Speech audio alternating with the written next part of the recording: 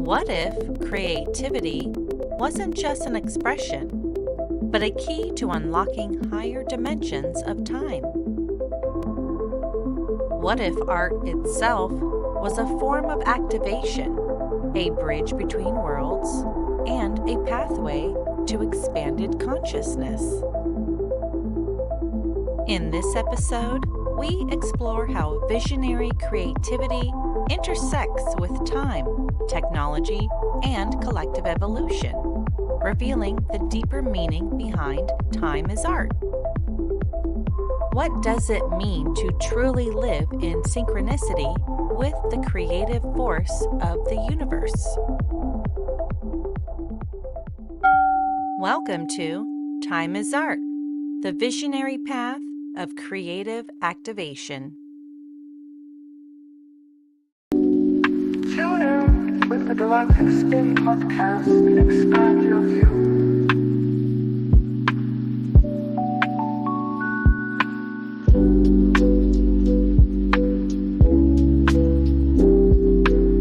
In Lakesh, and greetings to everyone out there tuning in with us. Welcome to the Galactic Spin podcast. My name is Mikuak Rai, Kin 126, and I'm joined by Ruben Llinás, Kin 113. In Lakesh, Ruben, how you feeling, brother? In Lakesh, brother Makua, such an honor to be here again on this episode 22, being our combined signatures today, Kin 239. So it's such an honor to share this virtual space with you, and again, very grateful for holding you as the captain, the control room there, which is certainly a lot of work for one person, and we give thanks for your talent and your skill in doing it, and of course to Giselle also for the beautiful introduction video for today's lecture. Absolutely, and truly it is an honor in Lakesh. It's a team effort, really and truly. I mean, it's definitely a collaborative joy and a service. So we're happy to show up and do whatever must be done to continue to perpetuate this awareness in the field for people. And so it is a genuine honor. And I'm really grateful today. We have a wonderful guest whom we have the pleasure of interviewing recently, and the fact that he is Kin 239 himself, this being our brother VJ Pathfinder, the CEO of P.A.N. Poland. And he's got a wonderful story, his own life journey to share in what brings us to this moment. So looking forward to that as well. We want to certainly tap in and stay tuned to what's happening over the past 7 days to some degree, kind of taking a little look back as we look back to move forward. And we like to bring that forward in the section we call Earth's Pulse. Anything else you'd like to tap in with before we go there, Brother Ruben? Just give thanks to everyone that are tuning in and that were able to watch the last podcast, the last episode, and we went really deep into the golden intersection. We hope that we can continue bringing this information regarding this unprecedented alignment with more clarity, with more synthesis, and we are super honored to have the possibility just to bring this knowledge again to more people, because it's a new science, and as a new science, well, it requires more and more channels for expression, and certainly we try to do our best every 7 days to bring awareness to this subject, and to also invite more people to experience natural time, to experience what is to be in a frequency, or what is to live in a frequency that brings us feedback in terms of our next steps, how to navigate difficult situations in life, and we will go a little bit deeper today on this show, because we are entering a special window, and we will speak in depth about it in this episode. Right on. Let's get into it. Let's get into it.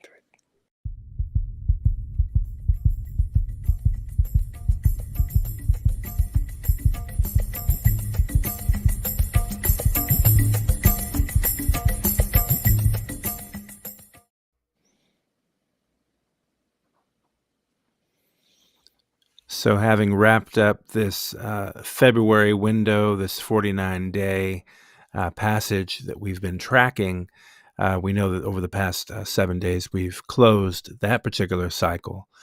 So for folks who had a chance to really feel the energy, the past, I would say heptad, really, since the last episode, there was certainly a profound amplification, a cresting of energy. It could certainly be felt. I know we found ourselves tracking that in the evening sky and really pulsing with it. Yes, and also here in Mexico, it was a very important day, this closing of this planetary alignment, because it synchronized with the 500 years of the death of the last Tlatoani, which is the last big governor here in Tenochtitlan. His name was Cuauhtemoc, and there was plenty of events commemorating that date, because if we go into the symbolism of the number 500, half a century, it is like the age of the phoenix. So it really feels that this planetary alignment is bringing some renewal energy to the table, and a lot of elements to the surface too. So a lot of aspects that have been in the dark are coming to the light, and that doesn't look nice all the time, but at least it's important to make the unconscious conscious, which is the most important aspect here to highlight, is that each of the planets that are in the solar system, they hold a frequency, and they hold like an archetypal energy, and those energies influence processes on Earth. So this has been a time of intense transformation. We enter also in the Islamic calendar during this window after the alignment in the month of Ramadan, which is fasting. We know what is happening also in the Middle East and what is happening in Europe. So we hold space with all the planets and all the stars for peace on Earth. And we certainly pray for those souls who have been experiencing a lot of shifts and injustice during this time. And we are aware also that during this cycle that we are transiting, we commemorate 2 spins from this situation in the Middle East. So we really hope that this brings healing, because that's the last day of this 13-day cycle is the transcendental power of the hand, which is healing. And that's what we are aiming here to experience, transcendental healing for humanity. So and something that also was interesting to notice is that, as we can see on the next slide, there is a new moon mission that just landed yesterday. Actually, we learned that only yesterday. But here we have that image, iconic image of the Earth, this new lunar module that landed yesterday on the moon. And this is going to bring some images within the next 14 days of the coming lunar eclipse. So we are going to see for the first time some images, high resolution from this conjunction between the sun, the moon, and the Earth. And also we will see a sunset or a sunrise from the moon. So it would be interesting to observe what this new private mission is, the first private mission that lands in the moon successfully. So we take it as also as the start of more things to be uncovered, about the history of the moon, what is happening there, why it's so important to track the cycles of the moon. Actually, in the note, they speak about that the mission is 14 days, which is half of a lunar day. So let's consider that one lunar day then would be 28 days. That's the frequency that we are measuring, the harmonic of 28 days that we measure every moon, the 13 moon, 28 days in chronometer. So would that mean then that there are 13 lunar days per year? If we were to see it in that lens? Okay. Yes. Excellent. I want to go back to something you said earlier, though, just for clarification. You said the 500 being half a century, but I wanted to clarify, is that a half a millennium? 500 is, because 1,000, a century is 100 years. Oh, yeah, 500 millennium. Right. Okay. Just to clarify, that half a millennium in terms of the 500, but the 500 was the point. Yes. Okay. Yes. Excellent. Thank you for correcting me. Oh, no. Just to make sure we're, that I'm comprehending it correctly myself. Okay. Yes, it's a 500-year span, which is the age of the Phoenix. So thank you so much for half a millennium. Half a millennium. Yeah, that's definitely quite a scope. So we're saying then that's a period of prophecy complete. Yes, because this is since the fall of Tenochtitlan, of course, there was a fracture here on the historic record, and most of the calendars in Mesoamerica started to also fracture.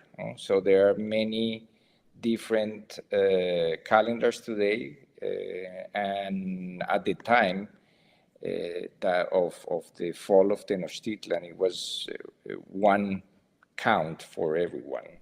So now it's more like local counts, local way to track time according to different aspects of astronomical aspects, like the zenithal passage of the sun. Right. Some measure them according to the solstices and equinoxes. So there are different beginnings and endings, but at the end of the day, it's the same frequency.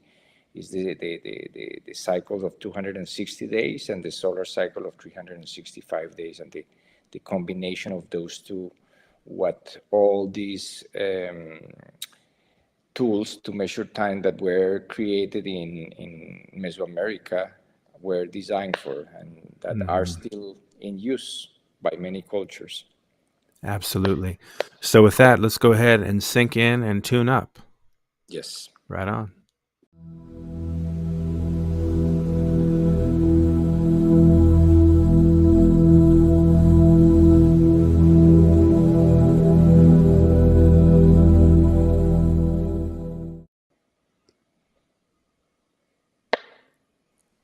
All right. So as we always like to share, we are in the Blue Rhythmic Storm year, which is notated as 1.37, the 37th year of a 52-year cycle, and that cycle being the 1.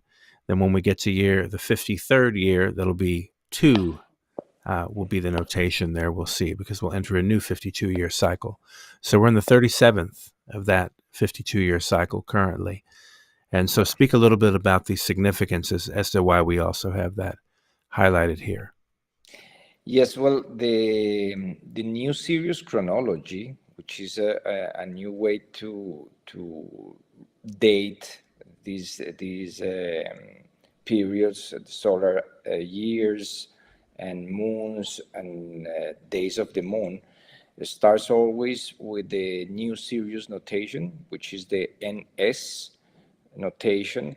So every year holds the notation NS at the beginning, and 1.37 stands for the first cycle of 52 years is the 1, and the 37 is that 37th unit starting from 0. That's important to count because this new system or this new chronology starts in 1987.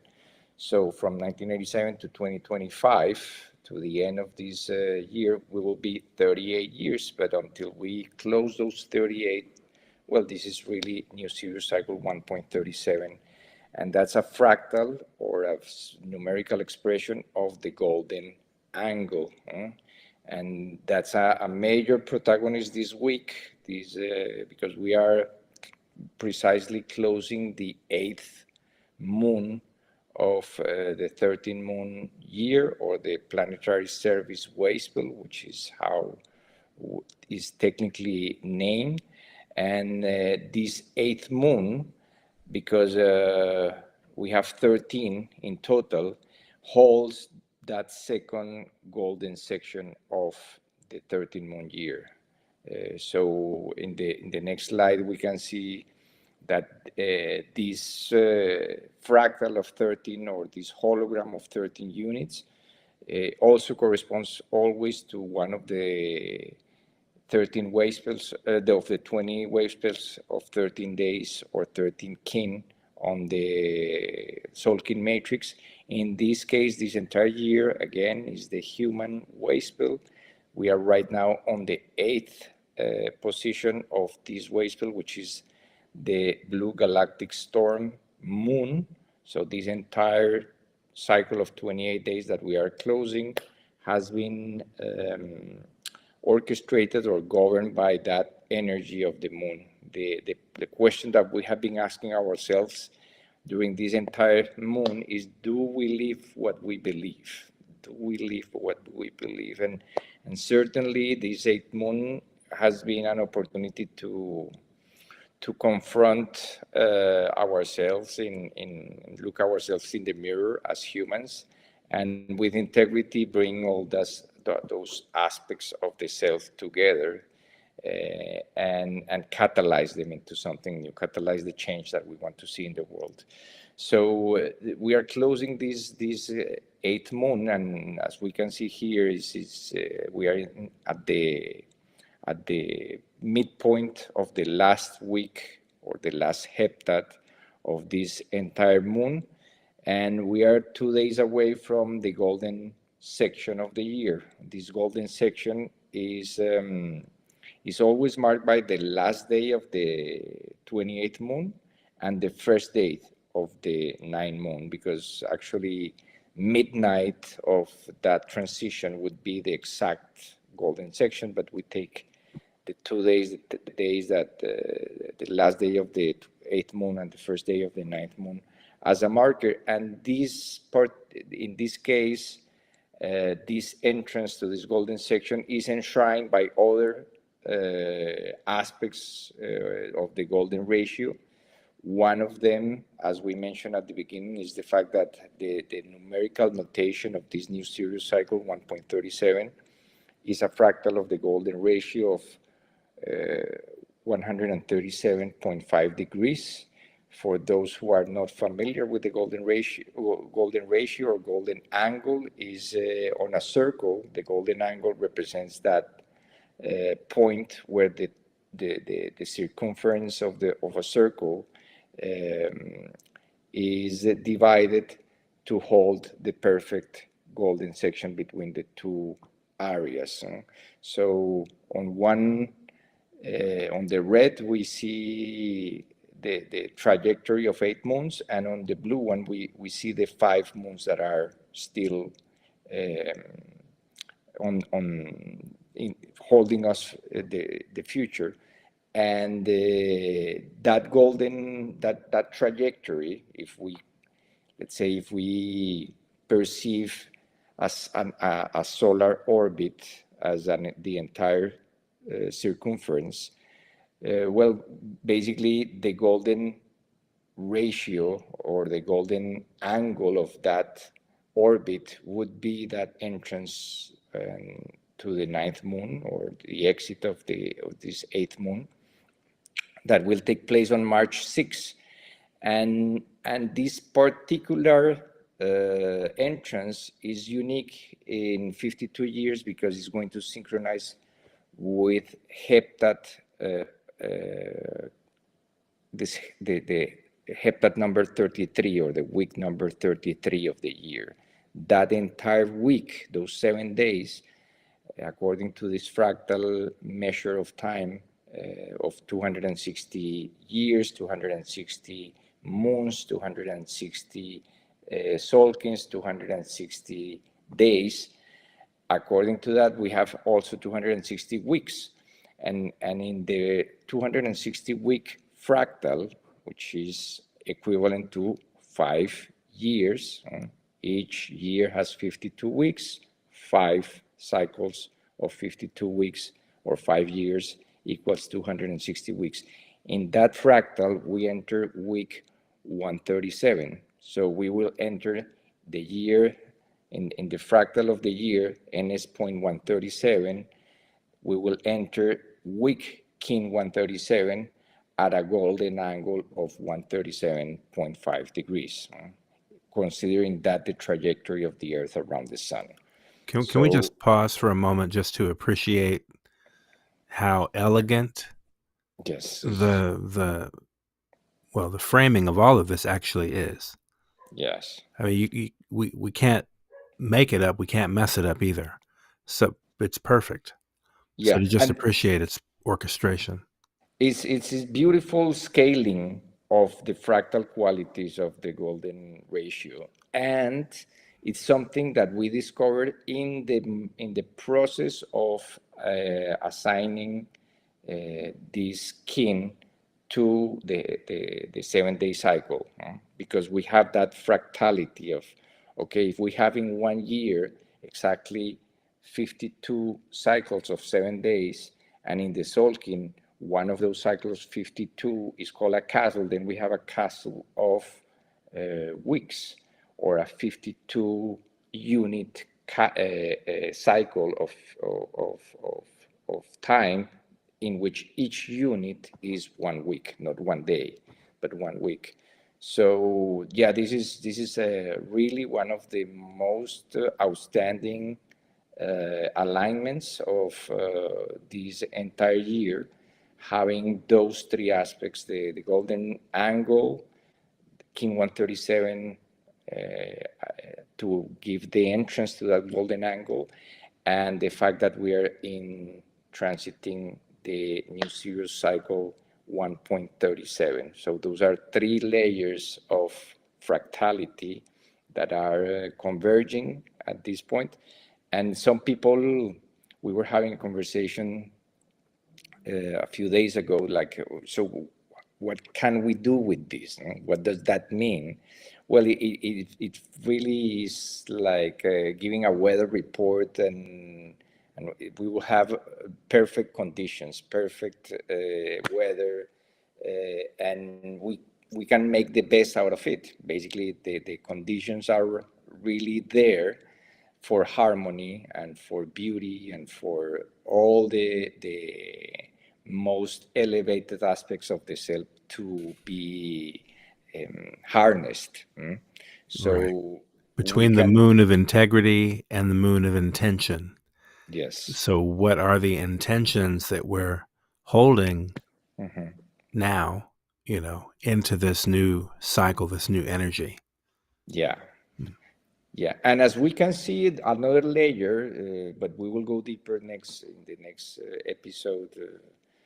We are entering the solar sun moon, and that the solar sun is kin 100. That happens to be also the first golden section of the Solkin matrix. So in terms of 260 moons, that's also coinciding with a golden section of a larger framework, which is in this case 260 moons.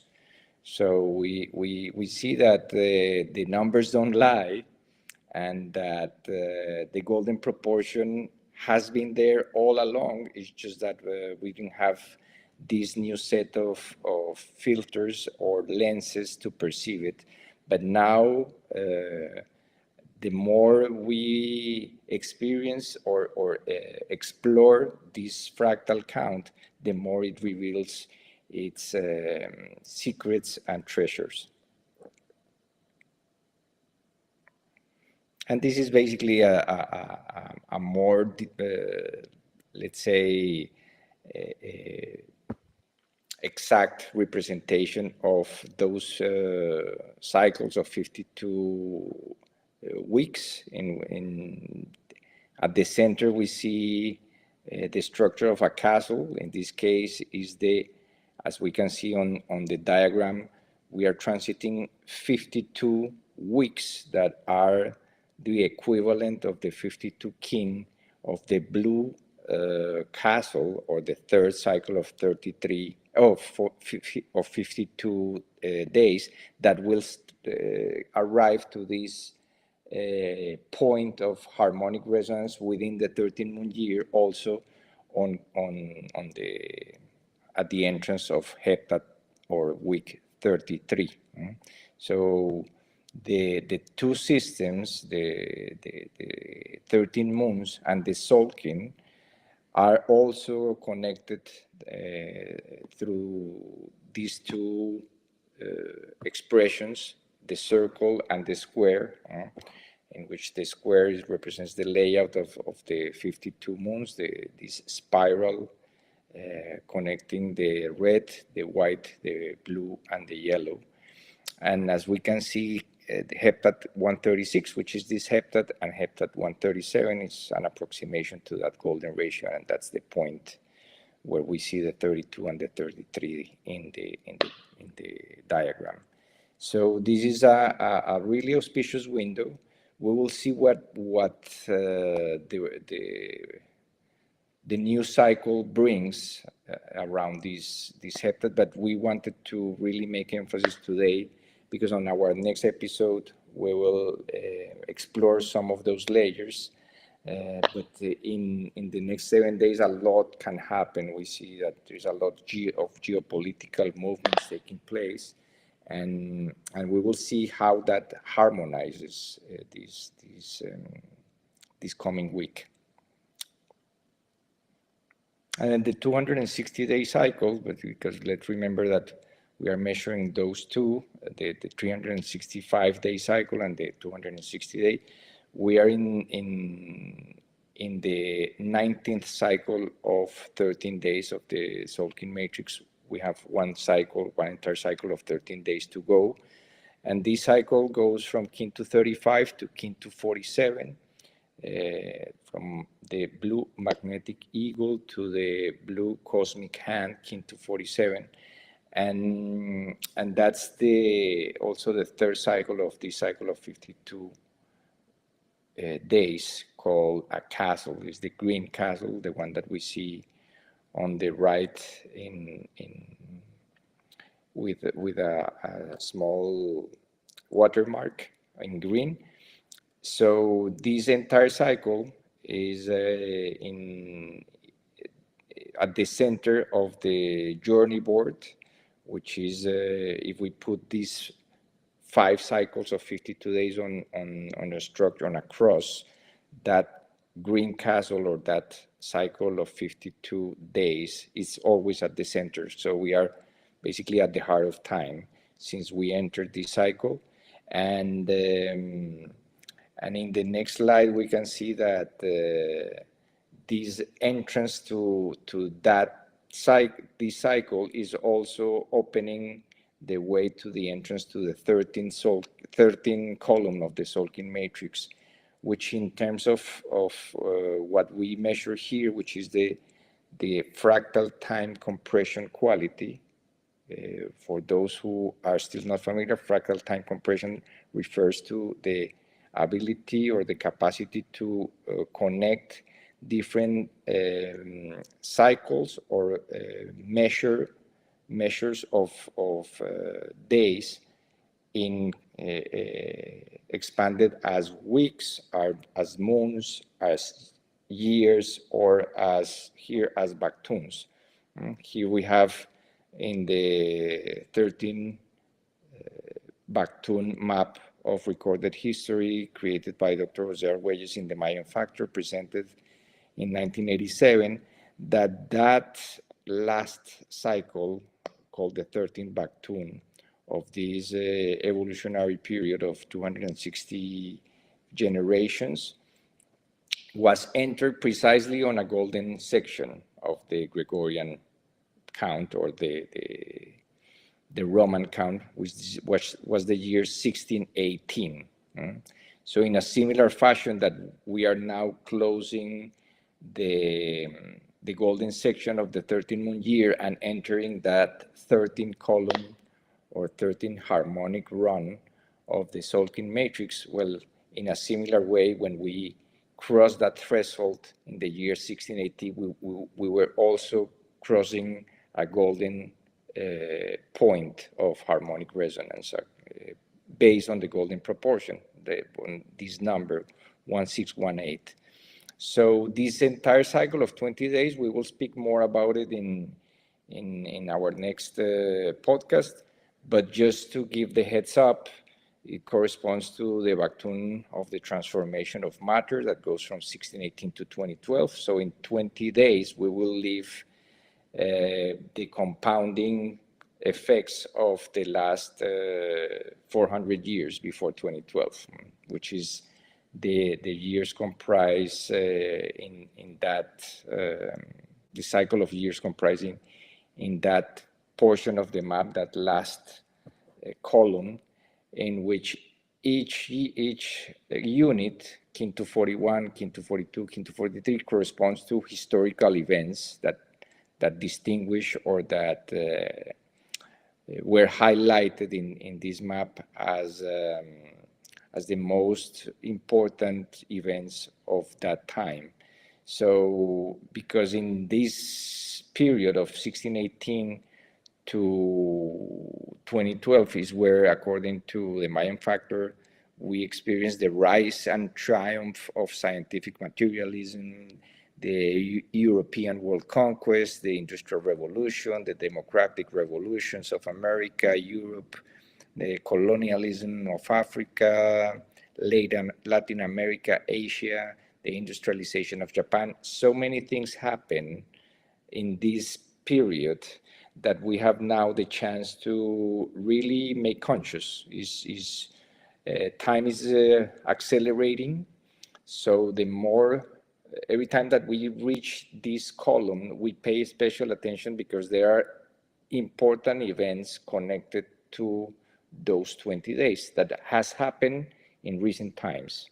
So every time that we cross to that window of 20 days, that we experience some ripples in the fabric of time. And the more we are aware of those ripples, the more we can neutralize them or assign them a significance that is empowering and that is not disempowering. So we will pay special attention to this cycle. Goes from March 5th, kin to 41, the red resonant dragon, to kin 260 on March 24th.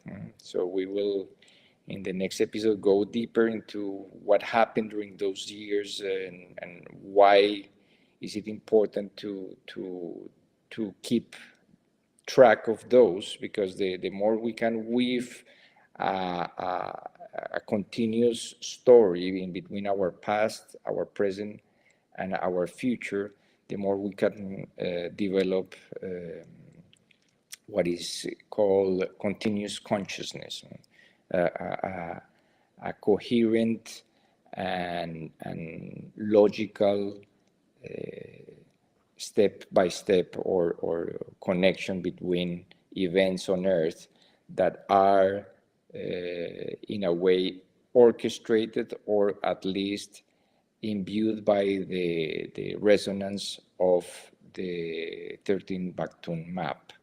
So events like the start of the COVID emergency in the year 2020, and events like the situation now in the Middle East, events like the war on terror, 9/11, all of them are situated on this cycle of 20 days that we are now entering in a couple of days, as we as we close this 8th moon and open the 9th moon and cross that golden section of the year. And the more we tune in to this entrance and bring, here we see it also on the graphic, if you want to elaborate a little bit more about the importance of those last 2 days and the golden section of the 13th moon. Yeah, I mean, it's just a powerful window, as you say, to make conscious, because this is an overlay of many echoes, ripples of the past, that by making them conscious, we're able to actually neutralize layers of their effect. And these things have been happening to us, and we have not been as conscious to them, and that has also been part of the riddling effect. So by actually recognizing them in terms of where they show up in these cycles, we can counter affect them, we can counterbalance them, and start to heal. And that's also why this 13-day cycle, this wave spell, does culminate, as you said earlier, in the blue cosmic hand, which is about the quality of healing, the knowing and the accomplishment. And just to point out also that we want to help people appreciate the applied science of the wave spell and how it was initially introduced for the purpose of the counter spin, or the effectively neutralizing the, I guess, what would you say, the outcome of having detonated atomic bombs on the planet Earth.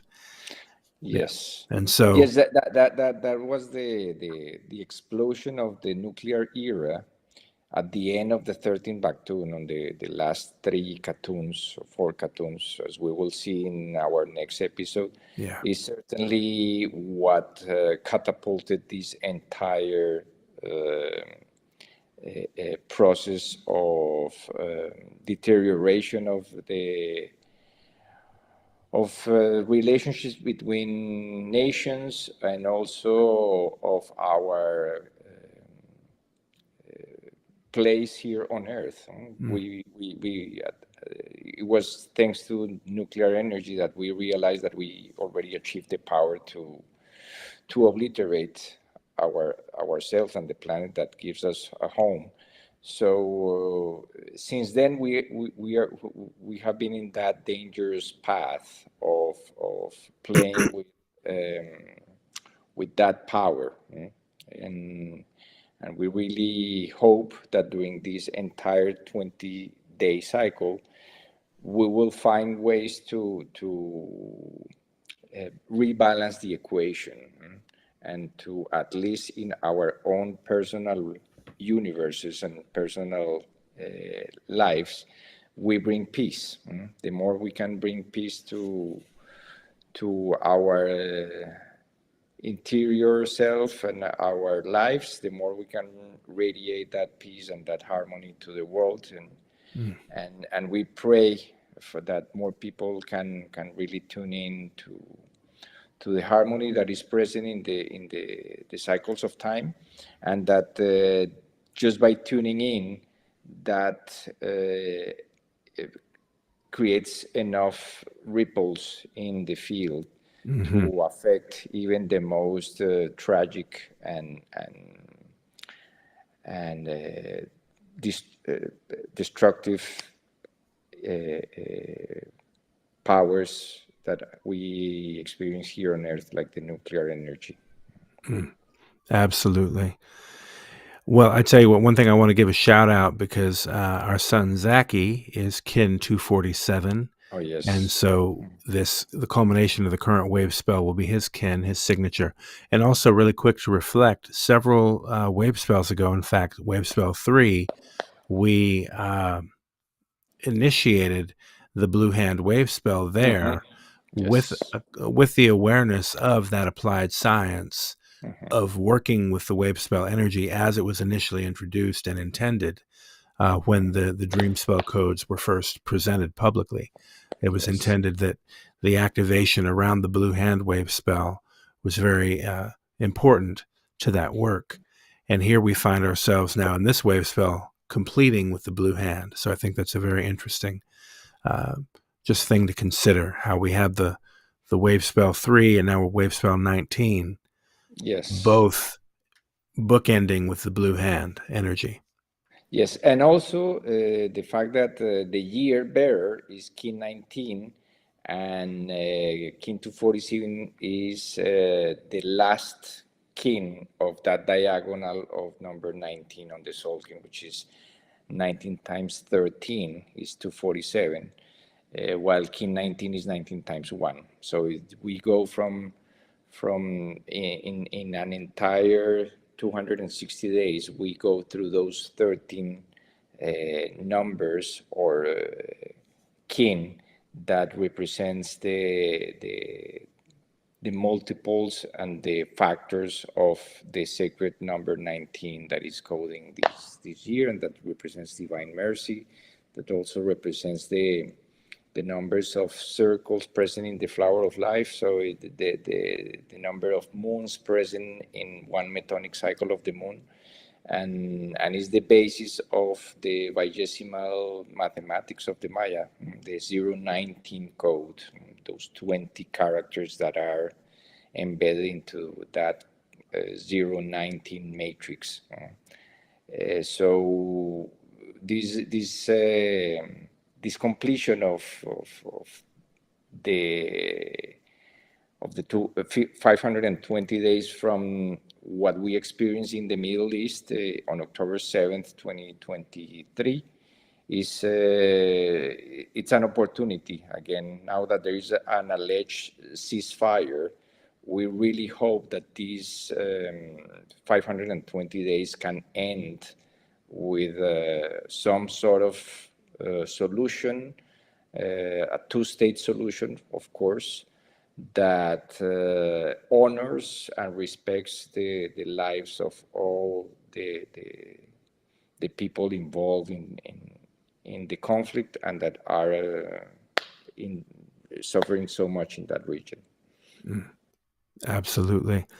Thank you for stating that. And I'm excited to get into our interview, our special interview with our guests this evening for our Time is Art section.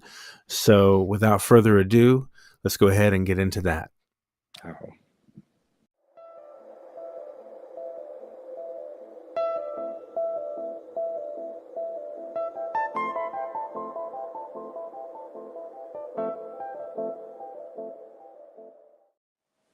In Lakesh, it's a tremendous honor to welcome our guest today, VJ Pathfinder, CEO of P.A.N. Poland. And what a mystical, artistic brother right here, whom we've been navigating with indirectly, with a lot of weaving together across the continents in this galactic mission. So, in Lakesh to you, dear brother, and welcome to the Galactic Spin podcast. In Lakesh, brothers. Happy to be here. We certainly appreciate how you show up in the world. It's obviously a very important mission, and you are absolutely on it. And we really reflect and respect your incredible presence and how you present that, especially in your zone over there in what we know as Poland. Tell us a little bit about yourself, and also give us a sense for what the holon for that area is as well. So first off, my background is I'm a musician and visual artist. Basically, I work my whole life with art. Since I was a child, I was working with art. I was aware I want to become an artist. This was my main focus in life. So step by step, it went in this direction. Today, I perform on big stages worldwide with artists, musicians, famous musicians. So is my band also, Double Facts. And I'm a galactic researcher or galactic activated, like you say, since around 20 years. Today I'm representing P.A.N. Poland. I'm the CEO of P.A.N. Poland. I created this, activated this around 10 years ago. It's the Holon, Ahau Holon, Central Europe. my journey long ago. I mean, I started my journey basically 31 years ago. Wow. I went through an activation in the age of 13. I had an experience, my first experience with psychedelic medicine, let's say. And 2 years later, just 2 years later, I had a much bigger initiation with much stronger medicine, spiritual medicine. And it was a big awakening for me. I mean, I was a child and I was already having visions that I'm on a mission here. So I started very young, in the age of 13, with studying astrology and studying spiritual knowledge, religion, and the way moved on until there was no answers anymore. Really, everything was repeating itself in the books, and I was searching for answers everywhere. And one day, I mean, I meet people which worked with the Mayan calendar, with Mayan cosmology, and it blew my mind. I mean, I was many years actually in astrology and numerology and all the mystic stuff, and then came up the Mayans, and I can't believe what I read, you know. It was like so deep, and it was impossible to, how can it be so deep? And then, the journey started. And now 20 years later, I'm teaching it, and like you guys, I'm sharing the knowledge unconditionally. I make workshops worldwide for free when it's possible, because when we can, we should. I run several websites, Mayan websites. Actually, my Mayan website in Poland is the leading website in Poland. Tell us a little bit about your actual experience of getting decoded. I always find that very interesting when a person learns their galactic signature. And how was that experience for you when you first learned you were kin 239? When I get I get calculated, Decoded. the guy decoded, decoded. So the people don't told me nothing about my kin, you know. So because it's a powerful kin, and you need to know by yourself, they told me. So there was also this guys was also aware that I'm an old soul and I will find a way. So I learned basically the basics, but then I mean I started studying it, you know. I was it was mind-blowing how deep this knowledge is. So this guy was aware I will go this path anyway. So they don't told me much, but it was really scary that this guy was knowing so much about me, and I don't know this even, you know. Like it was spectacular, this initiation, but it's I need to go I need to go a little bit back to explain really how it was, because I'm a master student from a guy from Austria. He initiated basically the Hauholon in Europe. He was the main figure. He is still the main figure who initiated the people in Germany and even in Poland, because his scripts was translated into Polish. His name is John Küssner. He's from Austria. He was my first teacher, let's say, and today I'm a master's student. I'm teaching by myself the people, and this group. So we was basically the first one of the first P.A.N nodes in Germany, and very old P.A.N node. I entered this P.A.N node, which was actually active, and the guys was really deep involved. Still, they are. Today, a few of them are teaching in Germany, and I start to teach at one day because I went really deep inside, and there was something really strong what one of these guys told me, and you both will feel it. You will know it. You will. This guy told me at one day, you start first to focused on Tzolk'in, and you start to synchronize, but at one day Tzolk'in start to focus on you and synchronize with you. And this is amazing. I mean, when somebody discovered this, when somebody get at this point, there is no turning back, I would say. It's like you enter the dream spell, and the spirit will take you on a journey, and here we are. It's, The adventure continues. yeah, sure. Yeah. Sure. I think a beautiful synchronicity to point out then for people tapping into this conversation is your kin is 239. And as we mentioned before we went on air, you only recently discovered that that's the combination kin of Ruben and myself, 113 plus 126, also 239. Yes. So there's some powerful mutual resonance, I would say, on purpose, and it's also auspicious. We've been following each other's work, and yet this is the first opportunity where we're having the exchange of this nature in this density, we might say. So yes. Very, very, very special in light of that. I also wanted to indicate this year, is this going to be then, are you in your 44th year, your 44th solar orbit as yet, or do you enter that this year? 43 actually, solar ish, yeah. Solar Wizard. White solar wizard, yeah. White solar actually. wizard. Okay, so the 43rd year. So one thing we've been tracking here with the podcast, as you've been researching and kind of coming along with us on this adventure, we've been tracking the golden intersection of timelines.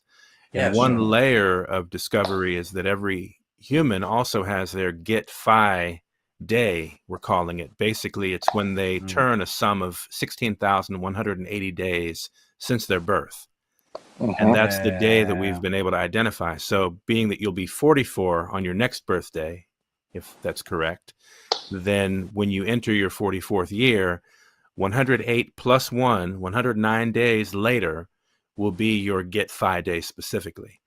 So we're actually making this conscious for people to be able to track that in their own timeline, especially because you're not older than 44 yet. Yes.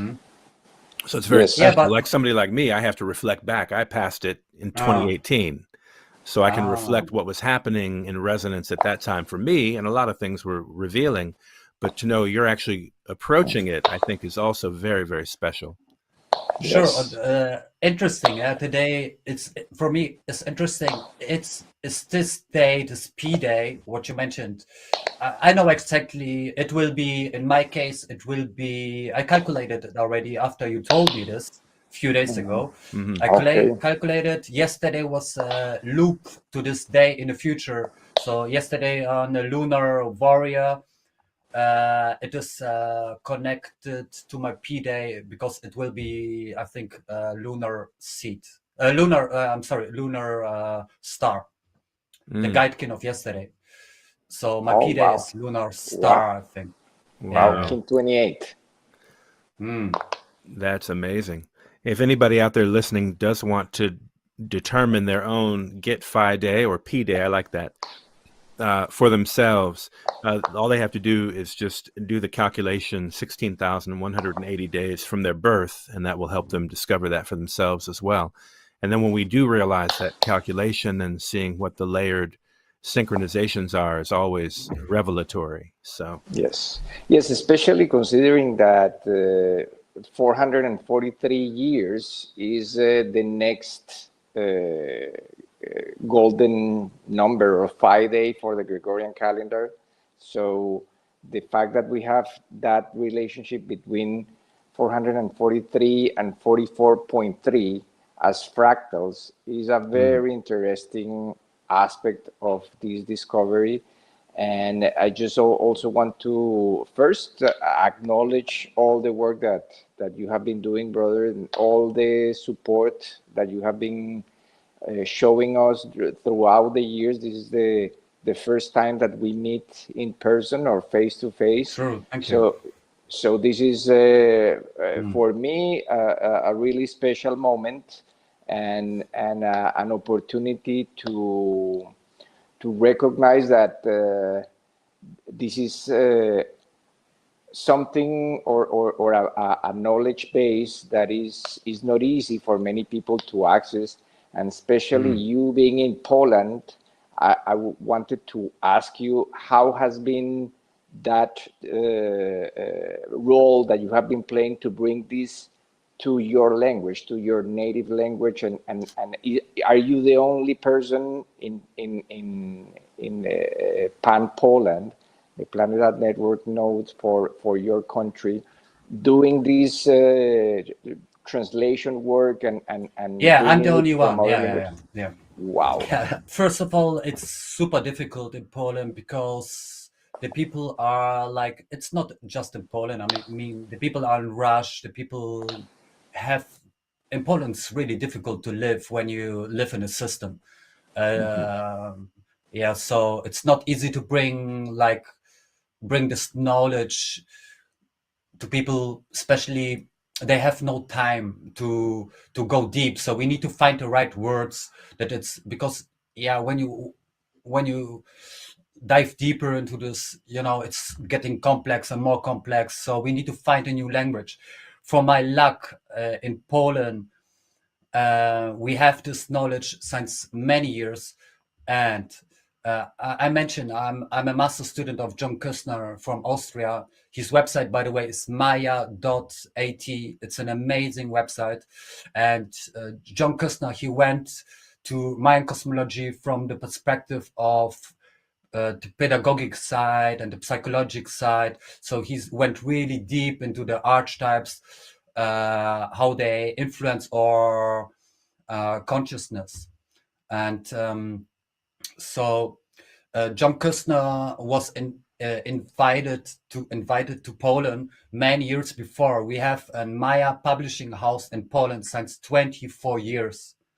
And so we have some basic books from Jose translated, Mayan Factor, Time and Technosphere, what else? Earth Ascending, Surface of the Zuvuya.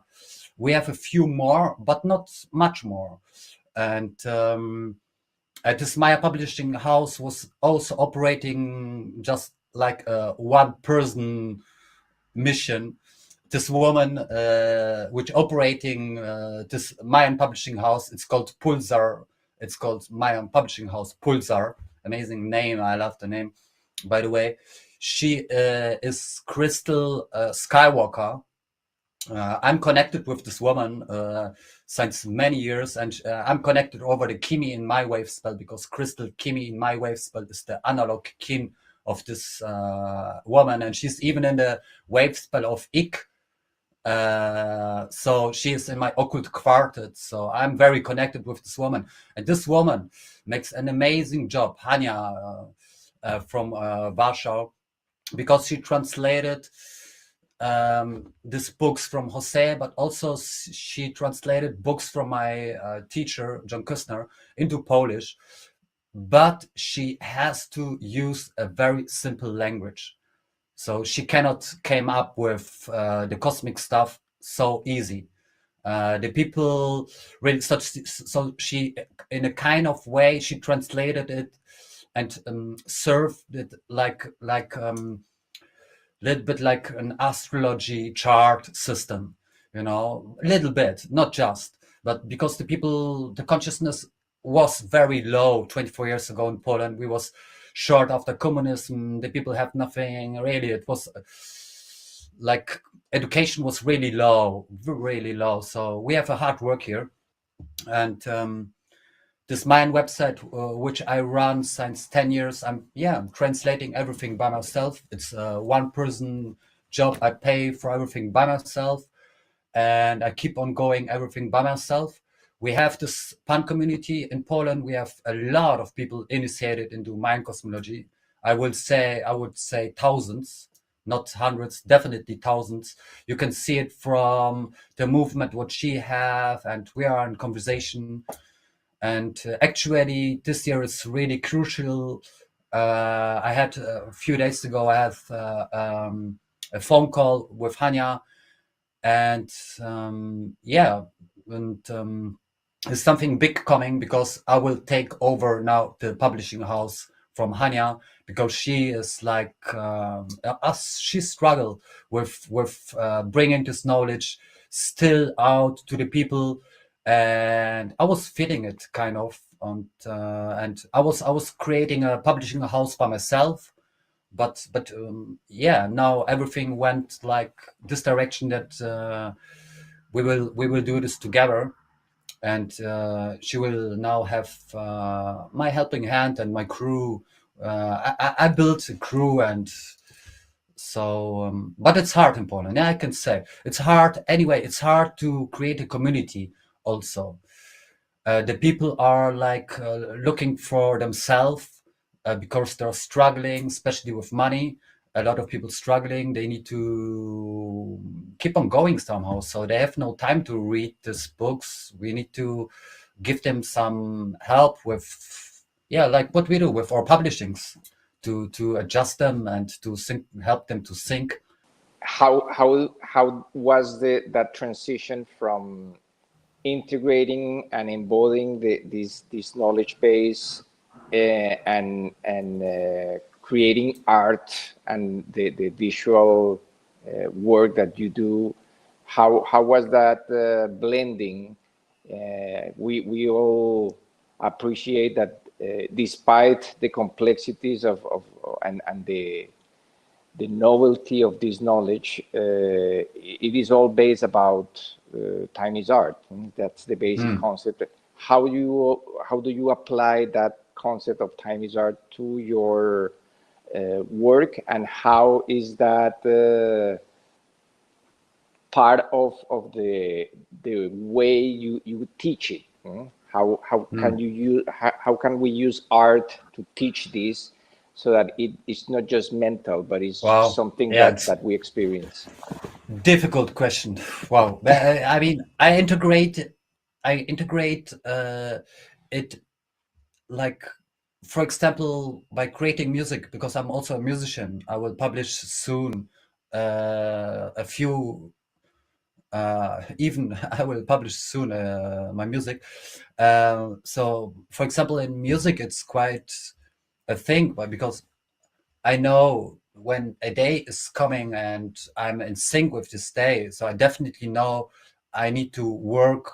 I need to go to my computer. I need to work on something, because I know there will be messages, because with this day I'm in sync.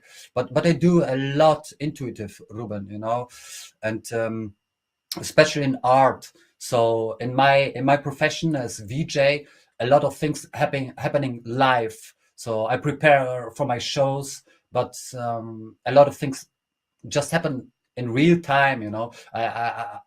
I don't really have like a lot of influence on what's happening live when I perform, because I'm getting a trance. I'm coming in trance, and then it's happening by himself. But how we can? What was the other question? How we can teach people? How can art teach people? Yes, how can we shift from teaching this in through books and publishing, like you are doing also, and using visual art to at least activate the people, something in their consciousness when they are receiving the combination of music and images. It brings like a new experience, a new dimension to this knowledge that is, like you mentioned, is more intuitive. But is there like a way that you approach every performance, or depending on who are you creating visuals for, or? Yeah, it's really depending on for who, because I don't have always like free hand to do whatever crazy stuff I want to do on stages. Sometimes it's like I need to be aware what I can do when. And when you look at my websites, you see a lot of artworks from performances, past performances with many artists, where I project on big screens even sometimes very simple graphics, which let the people think, you know. And you both know exactly, you know, the keen energy, even the paintings from a keen is energy. So even when we project this or the runes, or I mean, I animate everything. I have animated the Tzolk'in many times, and every graphic what exists from the Law of Time or what is in my library. I mean, and I put it on the screens. I feel like sometimes, but some performances, it was really activating the people. So I can see the crowd really getting something more than there's just projected something, whatever. But when you have sacred geometry, which is crucial in my artworks, and so yeah, it's more powerful. I mean, it's activating. Yeah, even when you look at the Tzolk'in, it activating you. You know, so it's. I mean, you're aware of this, huh? But when we look at the Tzolk'in, so for everyone who's tuning in now and he has never to do with the Law of Time, so just when you even look at the Tzolk'in matrix, you get activated. So and all the graphics do something with us. Jose told us already. So the graphics from it's much more. What is a graphic? I mean, it's something holographic. It's knowledge coded into something, you know. But it's knowledge. I find out also it's much more important sometimes the intention, what you have, even in visual arts. You know, by musicians it's obvious, but in visual art it's not so obvious. But it's still. You know, I have a nice quote for this. A painter, it's a masterpiece. Okay, a legend from a legend painter painted just a white line or a black line on a white canvas, and it's so deep. You know, it's just one black line on the canvas, and everyone is like, wow, wow, yeah, and what's behind this? You know, you can, in one line you can put the whole intention of your whole life when you're good, you know, and somebody will feel it, and it's just a line, you know. I think it's valuable to note that, you know, as we're talking about, people may not take the time to read, maybe like we have. We've dove into all the layers of information and text provided, for example, by Sure. Dr. Jose Arguelles. But audiences today, especially in this new generation, they're not reading like our I generation know. may have been brought up to read, though the transference of information is visual, it is auditory, it is omnisensory at this point. I think it's also a testament to the fact that we're evolving as a species. Not to say that people shouldn't try to read. Obviously, reading is important. However, there's another, I feel, sensitivity. We're developing new sense organs, and perhaps time as art directly plugs into that. So when you're presenting these visuals animated with music reinforcing it, it's giving people an accelerated experience, an activation, like we're saying, but it also is informing them at a DNA cellular level. And they may not make sense of it like reading a book, but they're absolutely leaving from your performances and taking something away that's accelerating their own path. That's what I've certainly True. experienced that. I think each of us recognize that on some level. I want to ask you to talk a little bit also about your experience with your band, Dub Effects, because you are able to particularly emphasize the science and the codices and the information related to the law of time in light of that band. Amazing stuff you guys are doing out there. But tell us a little bit about how that came to be. For everyone who don't know Dub Effects is a world famous musician. It's a one man band, and we meet in 2022. It was really a prophetic cycle. So you was publishing something crazy and beautiful, crazy. I was reading it. It was publishing from you, Ruben, I'm pretty sure, and yeah, and I had this. Festival where Dub Effects was the last act, and I was working on this festival. I work there I make visuals for a lot of great artists, and we make an amazing performance. After we met meet backstage, it was sure we have to work together. DubFX is an activist and has spiritual. I mean, most of his music is spiritual knowledge shared worldwide.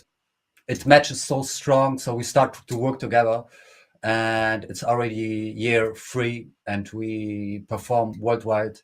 The funny thing is, it's very easy sometimes to create visuals for artists, and sometimes it's super difficult for me, and when it's getting difficult, I don't do this job, because I know something is wrong. But with dub effects, the thing is, it's everything flows by itself. I mean, and when this happening, I know it should be, I know I'm in sync.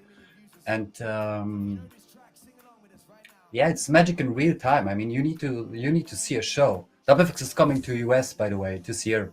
So I think LA is also on the list.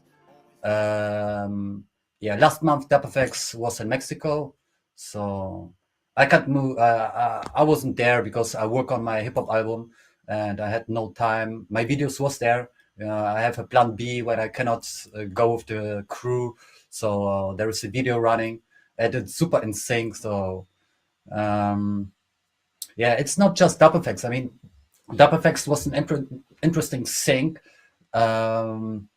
He showed me a lot. Also, he teach me a few things on a lot of things. I mean, I performed with hundreds of artists, well-known artists, few of them, and it's part of the journey. My background is basically shamanism, and I expand my shamanism on stage now. I mean, the stage is like and my tools are like offline. My tools are like the offline tools, but I use the computer for my magic also. So it's activating. It's but honestly, a lot of things happen. Like I told, it's a lot of things happen in real time, and I feel because I'm also a portal kin. So for everyone who don't know, we have in the Tzolk'in, we have 52 portal days. It's called Galactic Activation Portal Days. These days are basically days where the bridge between the dimensions is completely open. So like in the Mystic Column, the gates are open. So when you reach, whoever reach a level of sovereignty or confidence in his consciousness, will become a medium. And I'm basically a medium from when I was a child. So I'm channeling for real. I'm channeling all the time. So and everyone can, of course, channel all the time. It's not everyone's mission, of course, but my mission is to tune in, and I am this portal, and I serve as this, So a lot of things happen. Just I'm the instrument, and I go with the flow. Well, it's certainly clear that the numbers are indicators and synchronicity is a guide, because here we are, 239, Ruben and I together, you're 239. I want to ask Ruben, in light of that, share a little bit about the synchronization that occurred in 2018 around King 239 with this work. Yes, thank you so much. And that's why I was saying at the beginning that this is such a special moment, because it's like when, after so many years, we come to this synchronization with you, VJ. On King 239 is this episode 22, which, by the way, 22, King 22 is the occult power in the Oracle today of King 239, and it's Makua's guiding power also. So it was on October 4th, 2018, King 239. I was preparing a presentation to have a live with a king from Brazil, Flavia. And while I was creating the slides and was planning to speak about the error in time and the transition from the Julian to the Gregorian calendar, And those 10 days that were lost from October 5th to October 15, 1582, I use a time calculator just to calculate the days and different. You can get the results in days, in months, in weeks. But when I did the calculation, I realized that it was close to the golden number, 1618033.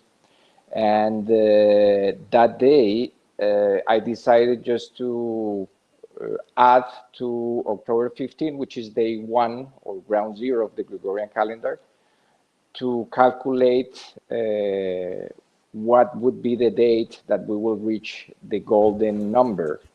And to my surprise, it was October 15, 2025. So basically, the revelation of the golden intersection came, or the start of the first layer, because it's coming in layers. It's like a process that is similar to an archaeological discovery, in which first you find one aspect of the treasure, and then you notice that it's part of a larger treasure. And in this case, of course, the big treasure is that we have in that time frame from October 15, 1582 to October 14, 15, 2025, we have one fractal of the golden number in days. So so the fact that during that presentation, I was also speaking about the 13 Backtune map. And for those new to this knowledge, well, there is a map of time that is called the 13 Backtune map of recorded history, presented by Dr. Jose Arguelles in the Mayan Factor in 1987. In that map, each kin corresponds to one Katun, which is approximately 20 years, 19.7 something years, but it's basically the span of one generation. So in the same way that we have 260 days for a new human being to be formed within the womb, we have a span of 260 generations for a new species, a new human species to come out of the womb of creation. So it was on Katun 239 that that Gregorian reform took place. If we apply that framework of approximately 20 years per kin in that fractal scale, kin 239 is the 20-year period where the Gregorian reform took place. So that was another layer of the confirmation of that something important was being revealed, something even transcendental, because at the moment there was no AI in our everyday reality.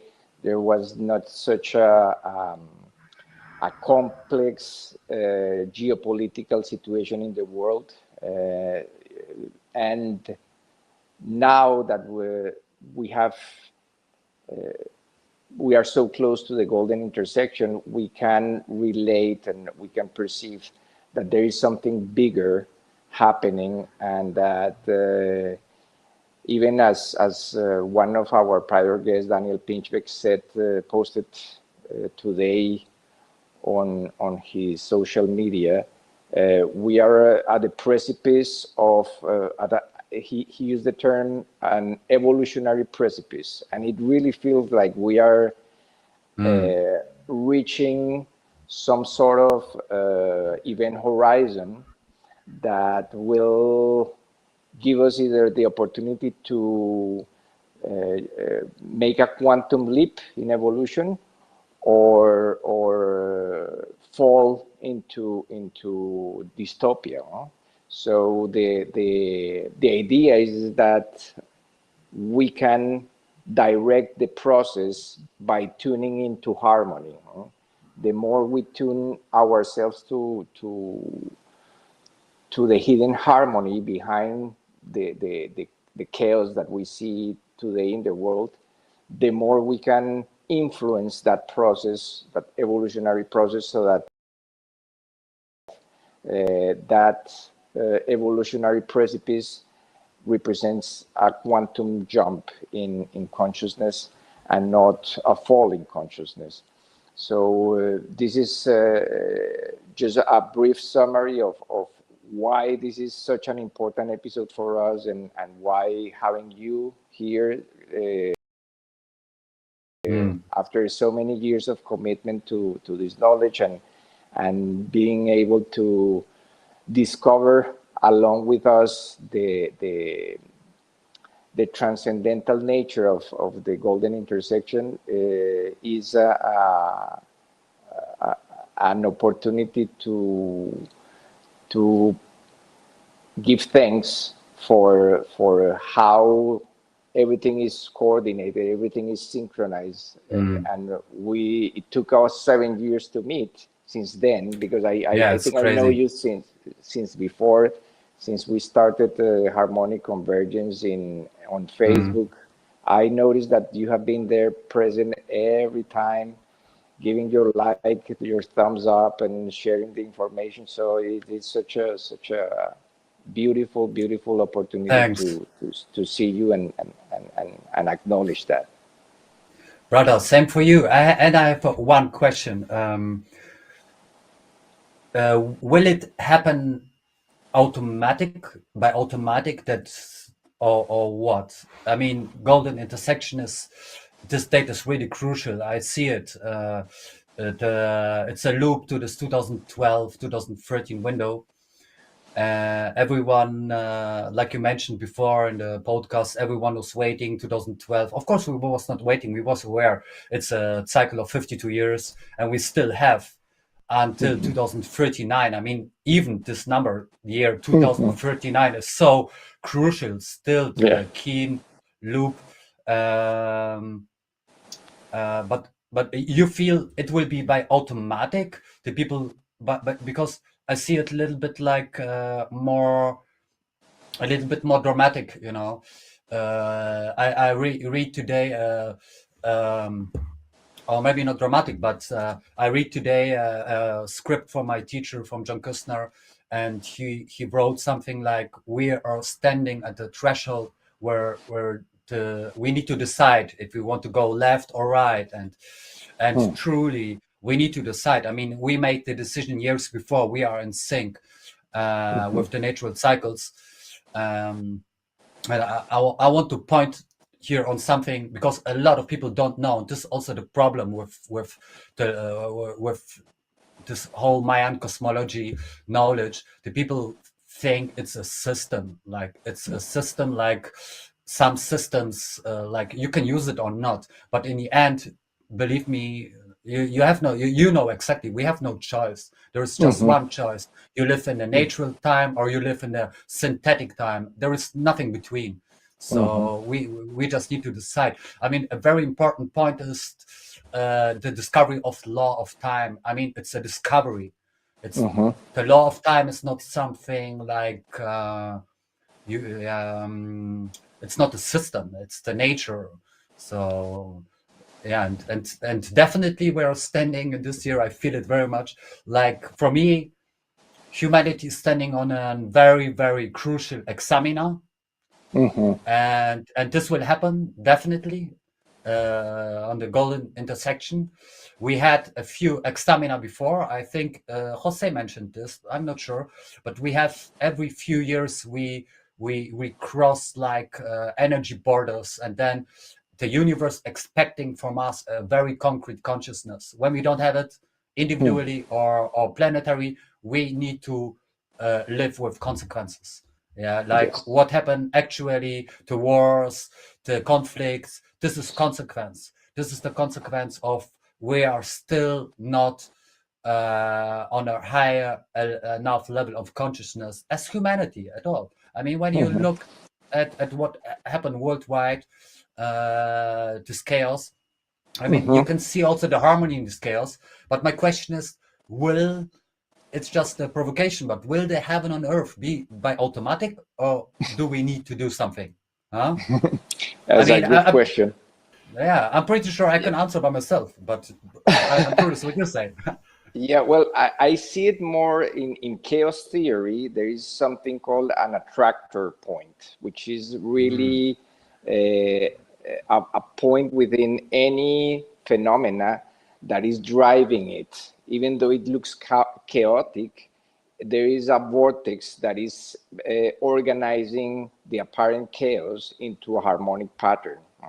So what I see as the golden intersection is that attractor, that vortex that is bringing together the Gregorian calendar and the long count and the galactic Maya count, and our own evolutionary moment to a point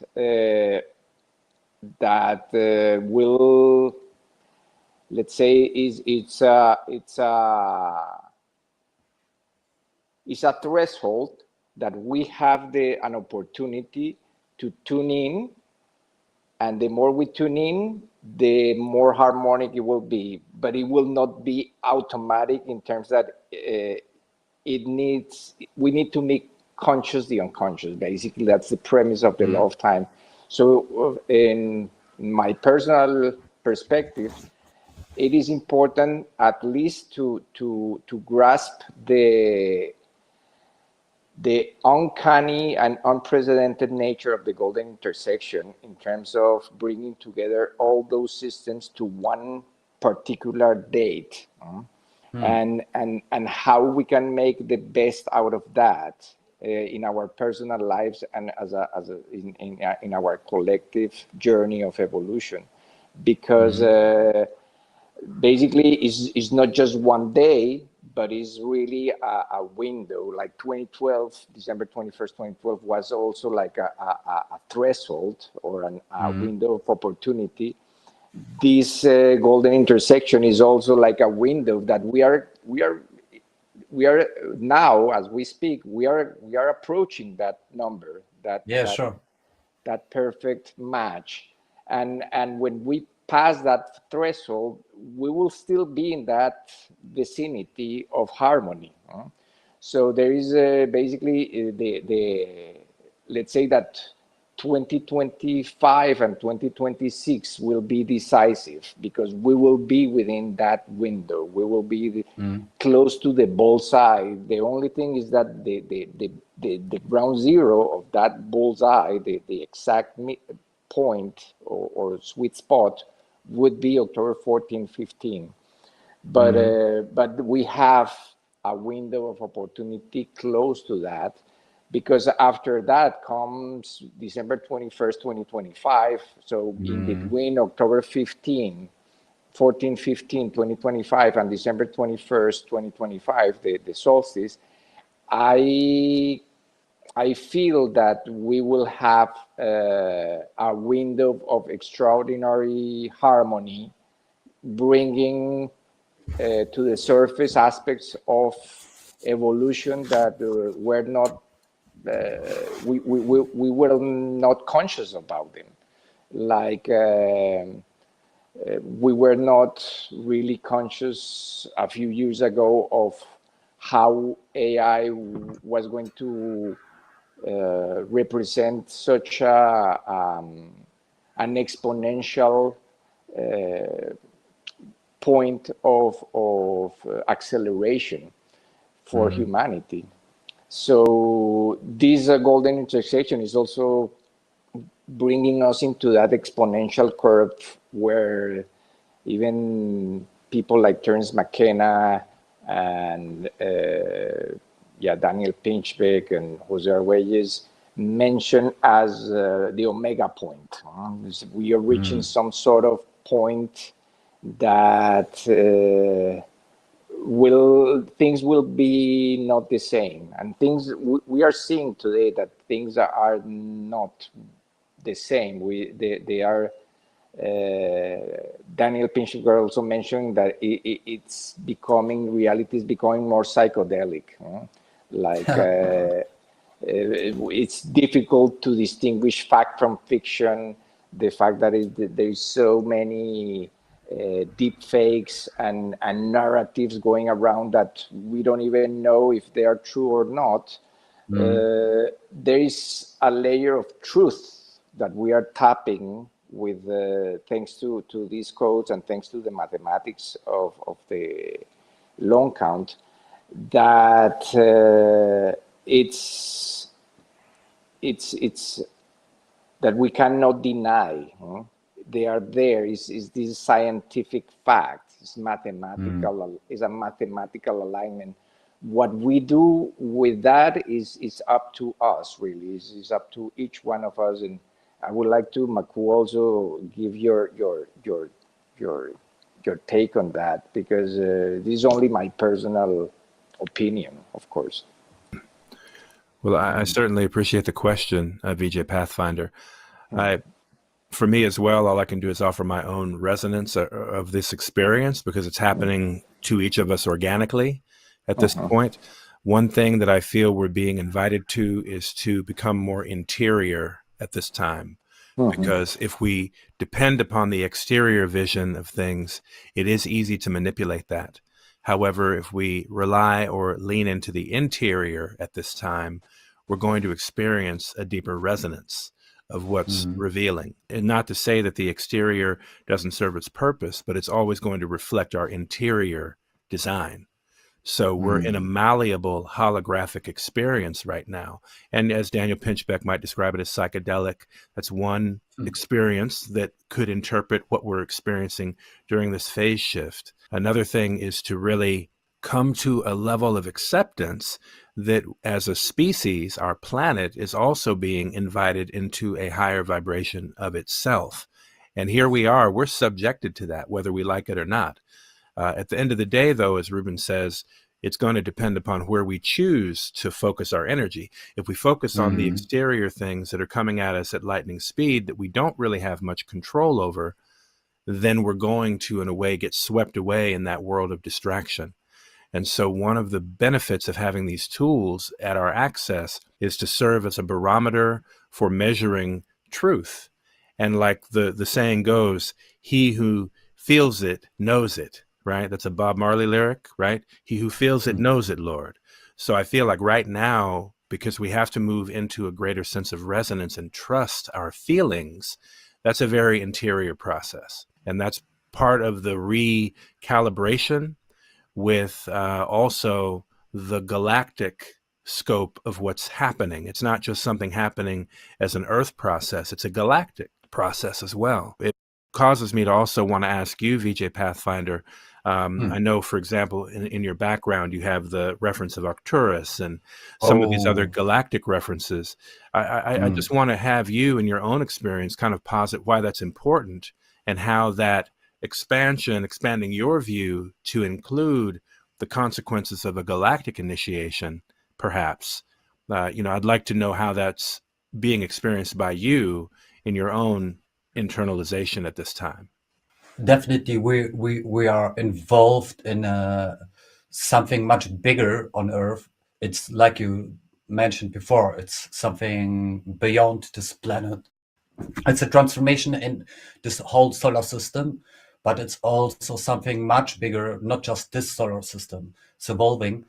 Yeah, but this picture in the background, Arcturus remembered. It's really something special. It's from a very powerful book from Jose Arguelles, and it's really crazy that we have on Earth, and beautiful that we have on Earth now all these tools which can help us to remember who we really are. I mean, we are so blessed, exactly how blessed we are that we can work with these codes, that we are, because it helps really to synchronize our life. And I plan everything. I mean, I don't even need to speak about this. I mean, this is everything. We have just this choice, natural time or fake time. And when we sink in, I mean, the vision expands, and I feel, I mean, it helps me with my channeling also. It starts by the way, when I get galactivated, like you say, very short after my galactivation 20 years ago, I start to become messages from beyond Earth. I mean, it starts like, and I start to understand. It's like when you sink in these codes, you need to really work on your grounding. Also, this is really for everyone who works with the codes of time. People, take care of your grounding, because you can fly away, and it's easier to fly away than to stay. And I went through this process. So yeah, once you enter the dream spell, it starts to moving, and you become visions more and more. And yeah, I can't wait to share my music.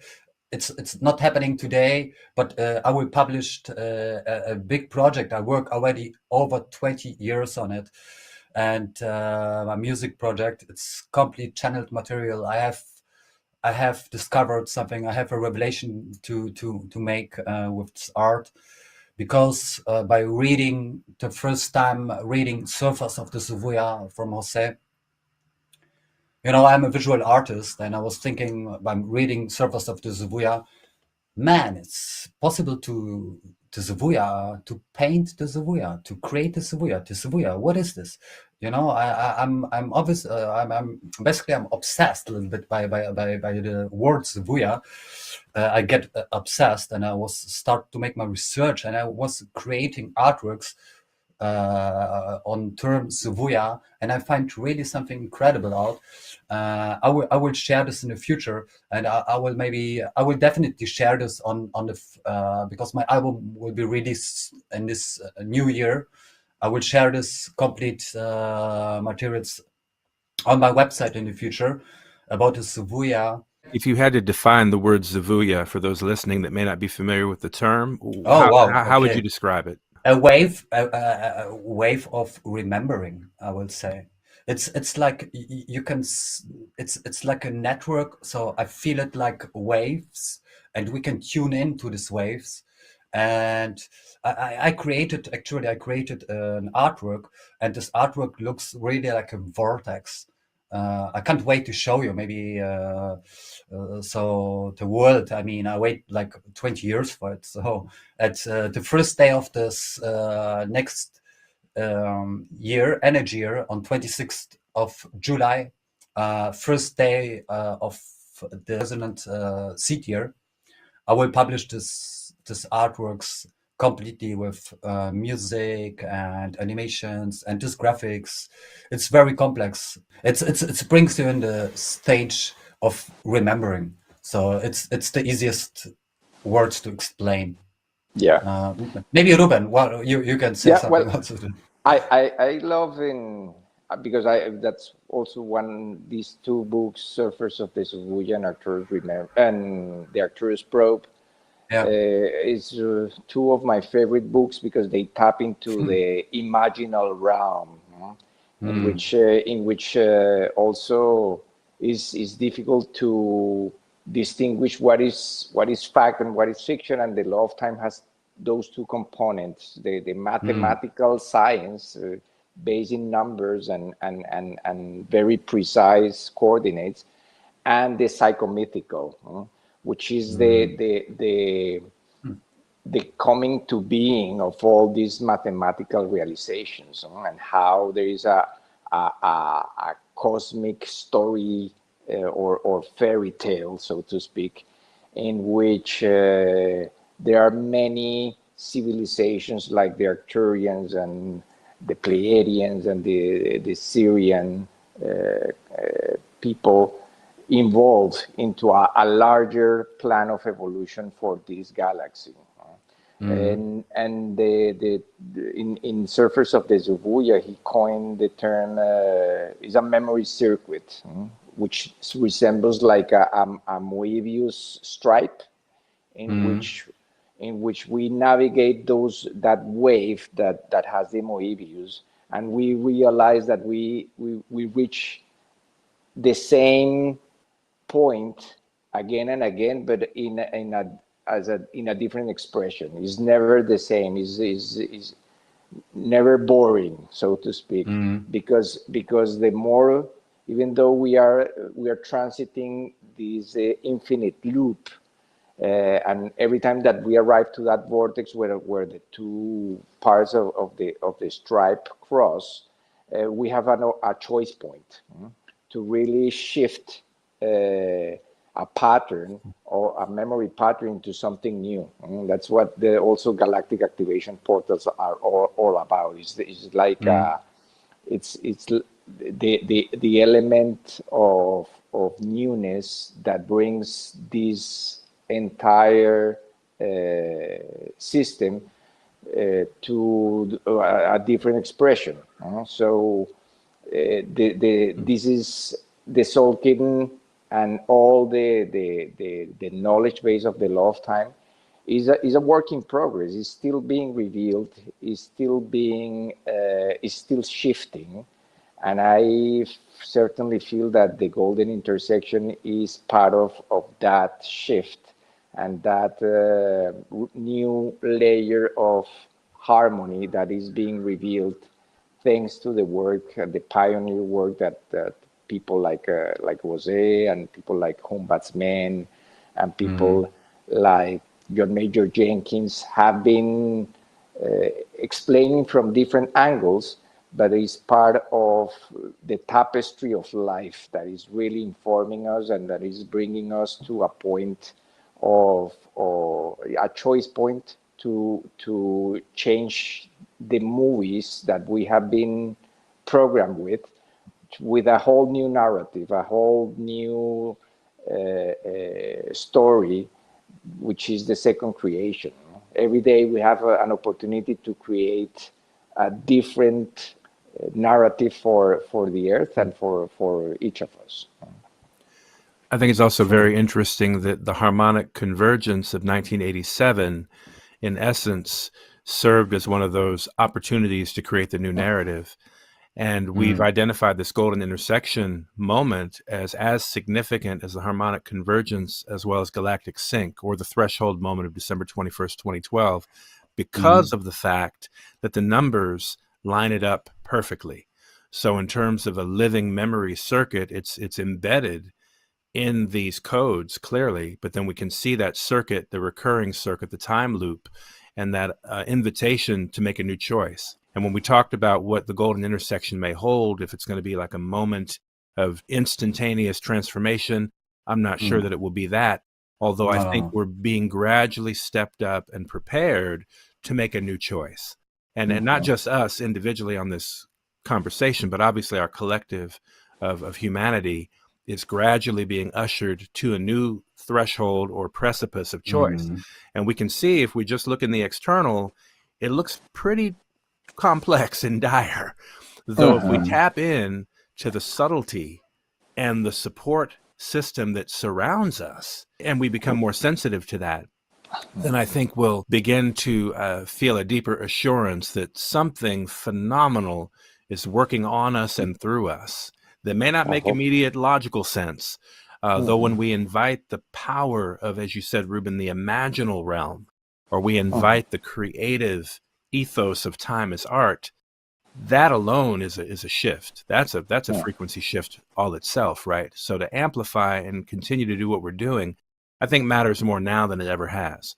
And it seems that with the previous sort of Zavuya around December 21st, 2012, we know the great master Arguelles didn't stay in his earth suit to have that experience. Yet there's the expansion of consciousness that returns to source that we all are able to benefit from in that capacity. And here we are at another similar threshold. You know, he exited the body, as we kind of indicated, March 23rd, 2011. What is that, spectral moon? Did we Spectral say? moon. Spectral moon. So liberated to the flow, right? That being the same kin as Dub Effects. I think we mentioned that before we went live. It's crazy, yeah. Just beautiful, right? So that's also the assurance of like the code is with you. May the force be with you. The codes are with us in that regard. Yeah, and there's a To stay the larger course. story. There's a larger story taking place.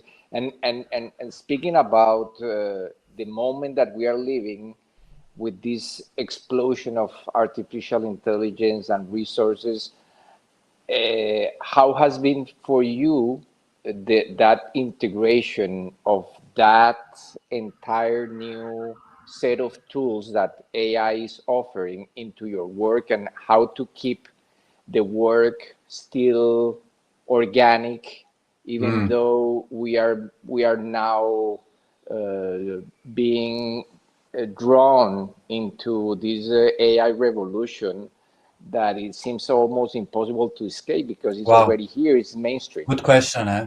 Good question, brother. I'm honestly, I'm very critical with AI at all. I don't think that it's completely neutral. No, I don't think so, because when it is, why it is used for bad. I don't need it, honestly. I don't need it at all for my art. I don't use it for my art. Yeah, I see a lot of artists use it, and I respect this, but I don't see a need, for me. Some people say it's AI is also the positive point is like a higher intelligence is revealing itself. Then okay, we can say it's God revealing himself through AI. Now we need to accept there is something more than the reality what is around us. There is something intelligent more, but I don't think it's had something to do with AI. God and an I, it's something completely different stuff. And yeah, for me, it's not a problem at all. It's don't take my job away. uh, uh, I don't use it in everyday lives, so I don't use it at all. I'm still critical, and I'm watching it, and also you both know exactly the technology is needed just for the transition. After the transition, technology will disappear. So I use the tools, and we use the tools obviously now, the cameras, all this stuff, yeah, to transmit and to make this everything happening. But yeah, I was there in this future, Ruben. I saw the future without technology. It's it's automatic in my life that I have visions. I mean, I'm in a wave spell of the eagle. I decided when I was a child that I would become a painter, because my background is I come from classic painting. I was painting on canvas from my childhood. So and then it's evolves into this live performance today. Yeah, I don't need it, I don't need it for my expression. I even think it's like the people trick people with it's, yeah, it's also dangerous. And I mean, and I have nothing against AI, just to be clear, but just it can help in like many ways for um even in this future civilization, in this transit. I mean, in a future transit, there will be no technology anymore. So we need to accept this.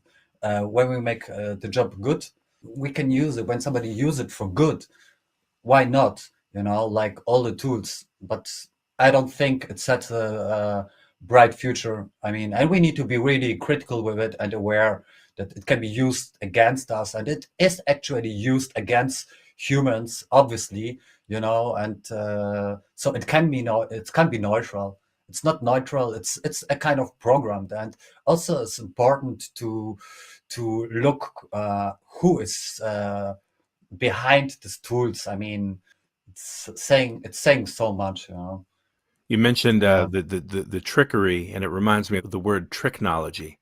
So we have Yeah. technology, then you have tricknology.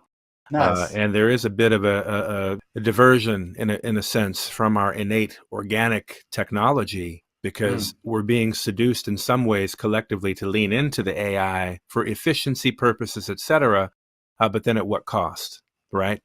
And so I think it's very, very interesting. You also mentioned that you've been in the future, and I want to touch in on this a little bit. You sort of shared this with us prior to us getting in the Yeah, conversation. sure. Explain a little bit about your experience being 1,040 days in the Oh, future, wow. or that you have that perception. We're Yeah. talking about time travel here, so it's anything is open. For everyone, first of all, when you work with the codes of time, yeah, you can really look in your own future also. You can plan your life one-on-one in harmony with the divine. I mean, looking at the Tzolk'in is like looking in the plan of the divine. And I find just out that my cycle where I'm born, I'm exactly 1040 days in the future cycle according to the actual cycle which is globally running. Like, for example, we are now in the year of the rhythmic storm. Yeah, I was rhythmic storm exactly 3 years ago. I experienced the rhythmic storm. Okay. So it's exactly, Ruben, it's exactly 1040 days I live in the future. It's one half of the P.A.N. And I'm very, very obsessed by the word, even P.A.N. When I hear something about the P.A.N, okay, P.A.N is something very, very interesting, I can say. And yeah, and even it's more complex because my kin is kin 239, and I'm coded also 228. It's also at my birth date, and the 30 moon calendar is also kin 239. So I'm double storm. So in the P.A.N was exactly also at my birth date, kin 239. And then I find out this 1040 days in the future. And this helps me to understand why I have these visions, why I have these feelings. My artist name Pathfinder becomes a deeper meaning. Just, I mean, I choose this name long before I was initiated in mind cosmology, and long before I know about my connection to the future. And it's exactly one part of the Psychrono bank at all. I mean, the Psychrono is 2080, and it's exactly the half of the Psychrono. Maybe Ruben, you can say something to it because it's. No, I love the fact that you have that harmonic of 104, because it's basically 1040 is a fractal of 104, which is part of the golden intersection. Is a big component. Also, yeah. It holds the in a fractal scale so many layers, the 104 days in between the 260 days and the 364 days of the 13 moons. So it's from that micro aspect to the macro, which is that in December 21st, 2012, we closed 104,000 year cycle, basically 4 cycles of 26,000 years. So that harmonic is key to weave this memory circuit. It's also the unified cosmic time when we Yes. arrive to October 14th, Yes. 2025, 104. Yeah, And it's which is also adding the long count date with the or the ancestral Maya count with the galactic Maya count, adding the two signatures of those day of that any day can give us a new coordinate, and that day is going to be 104, which is 160 plus 204, and then it reduces to 104. But it also reflects the samadhi of Pakal as another fractal layer, 104,000 years of his samadhi. True. So yeah. True. and so on. We are also, the connection between our kin is also the day of the discovery of the the opening or the discovery of Pakal. It's the discovery. Yes. Yeah. It's the discovery. Yes. Right. Yeah. And it will be my birthday this year would be 218, what we are together. And this is also this is an invitation for people watching or tuning in to really discover their own synchronicities and their own layers of fractal resonance that are embedded within this body of knowledge. Because as you mentioned, I'm also, I remember that when I was decoded back in 2011, it was October 13, King 33, And since then I knew that because it was Skin 33, there was something about that. I didn't knew about October 13 being the end of the peak tune in the future. The 20 back tunes will close on October 13, and I didn't know about those 10 days lost in time. But as time went by, I was able to have these little aha moments that with time they have like compounding resonance. I remember also that January 1st, 2012 was Kin 113, my kin. So I pay attention. Just I didn't knew what that meant, but I was paying attention. And later I discovered that there is a 5 Solkin harmonic or period of 1300 days in between January 1st and July 25th, day out of time. So basically, every 3 years, January 1st synchronizes with day out of time, because there are exactly 5 Solkins comprised between those 2 dates. So when day out of time 2015 was King 113, I knew that I was arriving to another point of resonance. And since then, of course, my rotation as Ruben is going also like you with the year bearer. Mine is going with day out of time. Day out of time 2016 was Kin 218. Day out of time. Wow. So I'm also tapping into the fact that I'm synchronizing with day out of time since 2015 without really realizing it until recently. It's something that is in the unconscious, and that we, as we become more and more familiar and an embodiment of these codes, because it's not just, it's not really about knowing and reading a lot and memorizing stuff. Is really an embodiment of the frequency. So the more we can embody the frequency, the more the Solkin reveals itself, its treasures to each one of us, and our personal map to navigate this third dimensional reality that can be so tricky at times. And so the illusions everywhere can be discerned from what is real and what is not real. What is real, at least for us, at a deeper level, because the fourth dimension is really the dimensions where everything that we see in the third dimension is sprouting from. Everything is organized in the fourth dimension before it crystallizes in the third dimension. So this is just a small invitation for people to go back to their signature and really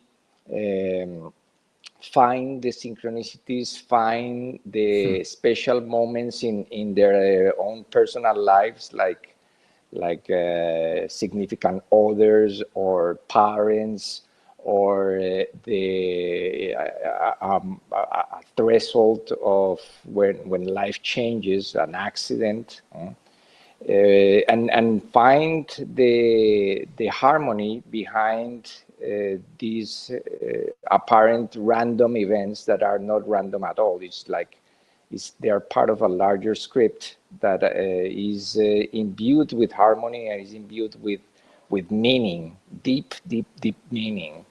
And I think that is the beauty of this science, and that it really keeps revealing more and more treasures the more we tap into its nature and its divine origin. Well said. To decode yourselves out there, folks listening, visit lawoftime.org, where you can easily decode your galactic signature. You'll find that right at the top banner of their website, lawoftime.org, the origin source for this galactic knowledge base. And also, I want to invite you, VJ Pathfinder, share with folks where they can find out more about your work, to follow up with you? VJPathfinder.com definitely is my website, my web base. You can navigate from this to all the other websites. So VJPathfinder.com. It's quite easy. You find me like quite easy with this name. I have also a question, Ruben. It's obvious the Gregorian calendar is ending his loop in the golden intersection on October. But what Yes. happened with Gregorian calendar after this? I mean, it's our decision, I think so. I Yes. mean, we see in the outside world the 3D reality driven by all this craziness cannot work anymore. It's scrambling everywhere. I see it very clearly from 2012 2013. From this time window, the system was slowly collapsing step by step. Now we're in Yes. the end collapse time. I'm really not worried about nothing. I feel super safe, super synchronic, super everything is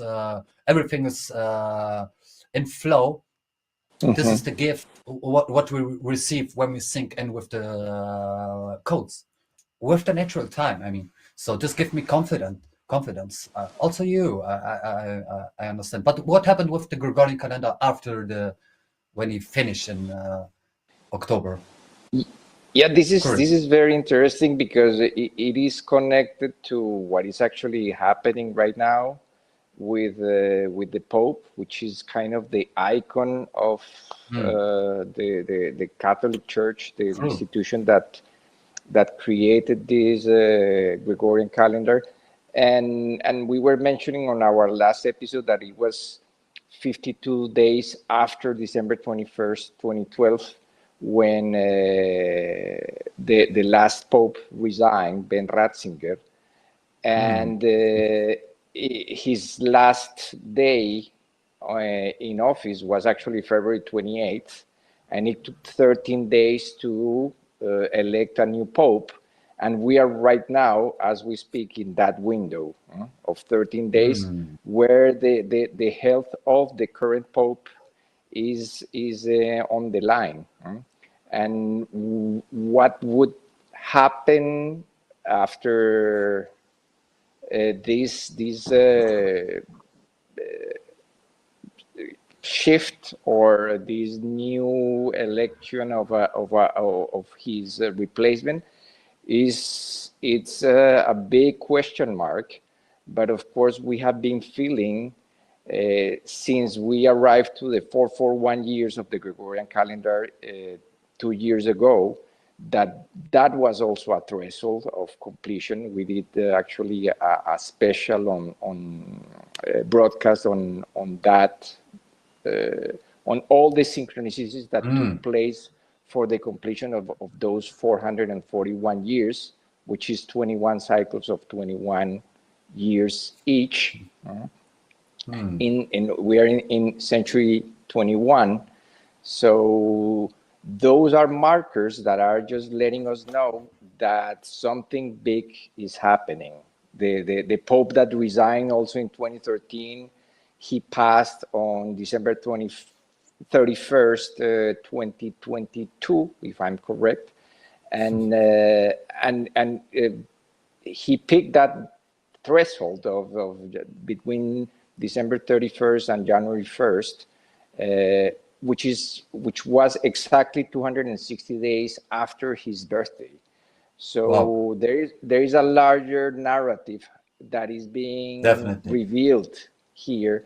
And what would happen with the Gregorian calendar after that day, we don't know. But what we do know is that the more we focus our attention, or the global community focus the attention on that date, and on the fact that besides the Gregorian calendar, there is a more harmonious way to measure time, which is the long count and the synchronic order, the Galactic Maya count.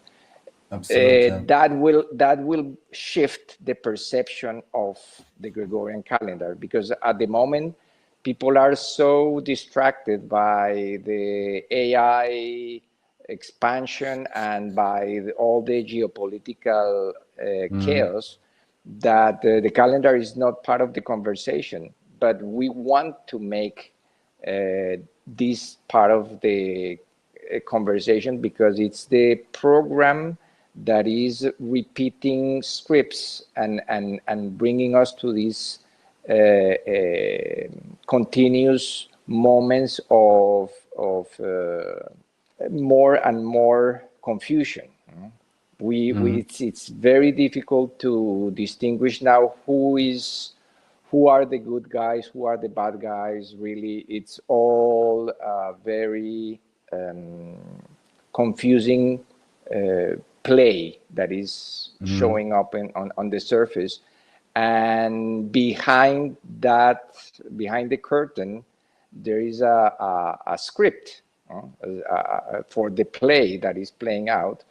And if we have the opportunity to bring light to the nature of that script and the fact that it's corrupted, we will certainly create like some space or a new opportunity for people to realize that we have been living in an artificial time bubble, and that bubble may burst on that window or within the next days after that. We still don't know, but we hope and we trust that there is a higher intelligence coordinating everything, including the Gregorian calendar, and it's a perfect moment to redeem it, to really give thanks, archive this dark chapter in human history, and start anew. Start a new story based on a new time, a new way to track that story. Nice. Yeah, I agree with everything, but one thing I need to say, I'm sorry. I think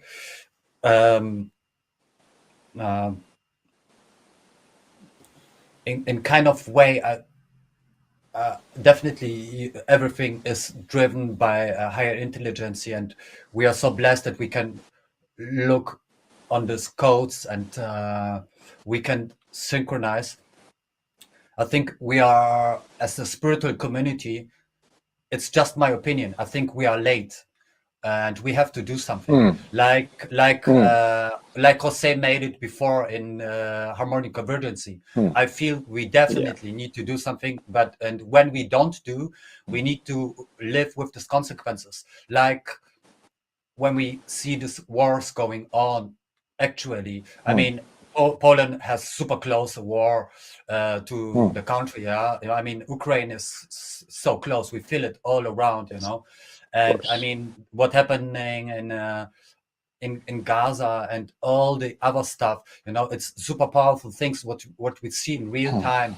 And I think when this happened, I mean, this creates also like imprints in our energy field. I mean, this really can go beyond incarnations. We see this all crazy things, and I think we are late as the spiritual community, because when we are, but this is just hypothetically, because when we are not too late, it's not too late, it's never too late, we're still here, but when we are not late, why happened this craziness, so of course everything is synchronized, but it can be, we decide how the shift will be.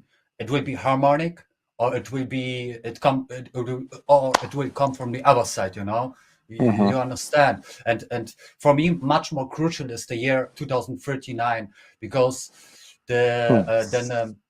because this 52 year cycle in which we are from 1978 or 1978 is I mean, we just have this 52 years.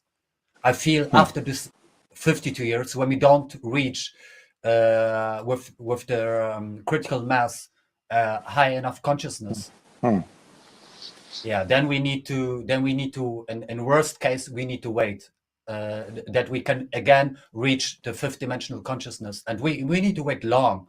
In worst case, we need to wait a whole evolution cycle. So it means everything begins from new, and it's not just 5,200 years. We need to wait much longer when we don't make the shift in 2039. We can go beyond this, but what we definitely have to do is, for my feeling, is we need to synchronize so fast as possible all the communities, and then it will be smoother. So we don't need, but the shift can be smoother. So otherwise, there will be something powerful, and we need to live with it as humanity, whatever it will be. I mean, there is a lot of scenarios.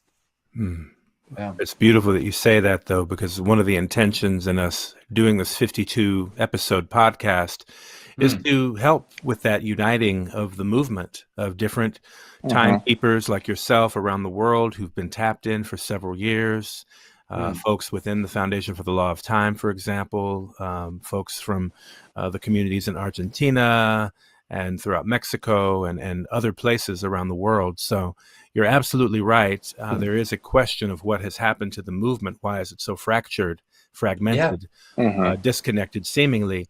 Another thing that comes up as you ask the question, what's going to happen? I appreciate you mentioning the 2039 window, because when we look at that next 13-year stretch, we're also looking at the 13 Baktuns as fractal time compression.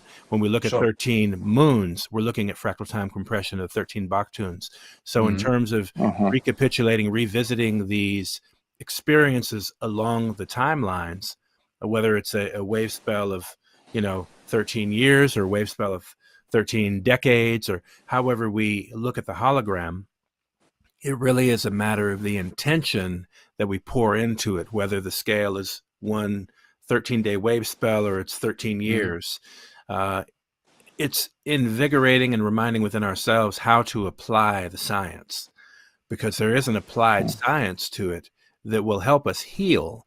I think one of the reasons why we don't have the synchrony and the coherence with the kin around the world is there's a dearth of healing. It's one thing to intellectualize the information, as Ruben said before, but it's another thing to embody it. When you embody the codes, it disperses the ego. It blows the ego away. There's no more the other or the opposite. There's not even any more some perceived mythological Luciferic, if you will, or these other terminologies we apply to it, because all of that is effectively conditioned in us by centuries of misinformation in some ways.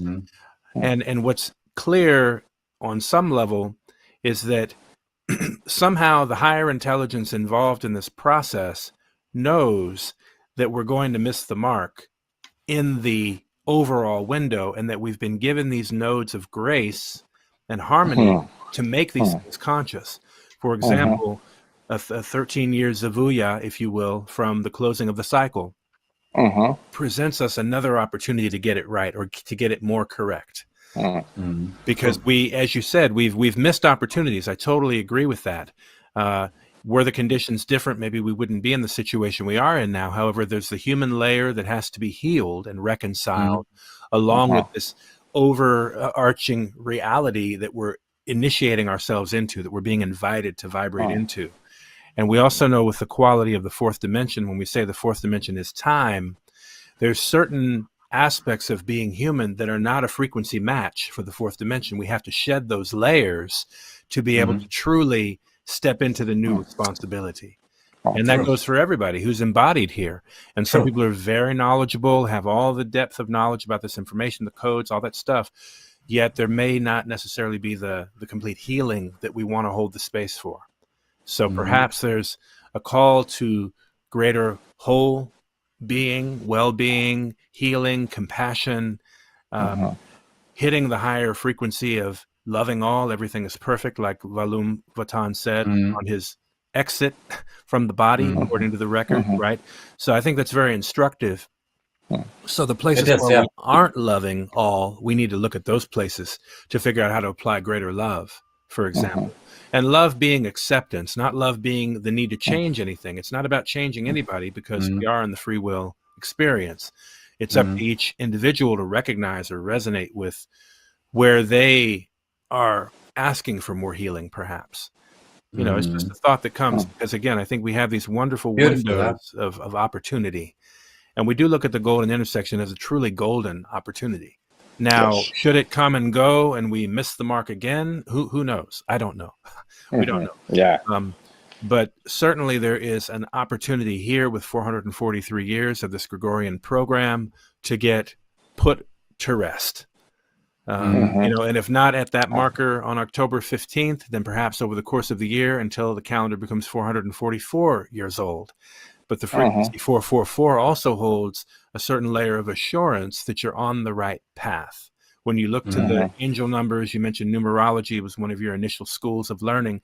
That angel number 444 is very powerful because it says, stay the course. Don't give up. And I think that's part of the instruction now too, is we understand these things may happen in a moment. Like you're the storm, it's catalyzation of energy. But these things also may take a much larger window of the procedure that seems to be in the way. And so it's a really important thing to continue to keep our focus on, while also keeping our spirits high and accepting that we're here as space holders, in a sense, as we're here to, you know, help create that new hologram, that new direction, for example. And we're not alone, fortunately, in that. It is just a matter of how can we find the others that we can be a unified force. For all the kin who are party to these codes or conscious of these codes to actually truly unite. I mean, what does that look like? I don't know, but I would certainly love to see more of that. And I think by you being here today, it's a good example of how to engage, you know, kin in the worldwide community, so we can make the unconscious conscious, as Ruben said before, and really take advantage of this golden opportunity. Yeah, amazing. and I think a small reflection, because the theme for this episode is activism and activation, and it comes with an important component, which is action, activation, action. And there is a part of the beauty of this is that because it dissolves layers of the ego. At some point, Jose used to say that we are not doing anymore. Something greater is doing us. And it's just allowing that driving force to act through us, in order for us to act, move, and do what needs to be done. Like the prayer of the 7 galactic directions says, we need to become the active aspect of this, that we use our own free will to make that decision or make that leap, and trust that these 52 weeks that we embarked on will have an impact, because we felt like we were commanded to do this, because the significance of the date, and if we reach the critical mass or not, well, that's beyond our control. But certainly, because we trust that the intention is powerful, that that intention will activate and will reach the people that have open eyes, open hearts, and open minds to hear the message. And of course, we will love to see more people, more activists like you, and more people in the younger generations, to really start their own projects and start creating tools for the next generation, so that we can bridge that gap. Because I really feel like there was a little bit of a fracturing between the first generation, which is the first kin that were activated, and us. I've considered myself second generation, and how can we bridge that gap in between generations so that there is a continuity, Mm. and those aspects and those expressions of how we can teach this can evolve according to the the the, the times we are living. Of course, people are not reading as they read 20 years ago, and how does that look like for the next generation? What tools are going to be developed? What Mm. engaging type of art can be created so that we can bridge that gap in between generations. Yes, thank you so much, VJ, for your presence and all your work and being that translator between languages, expressions of art, and dimensions for this knowledge. Thank you so much. Uh, Indeed, we give great thanks for you, brother. In Yeah, Lakesh. yeah. In Thanks Lakesh. for having me here in Lakesh.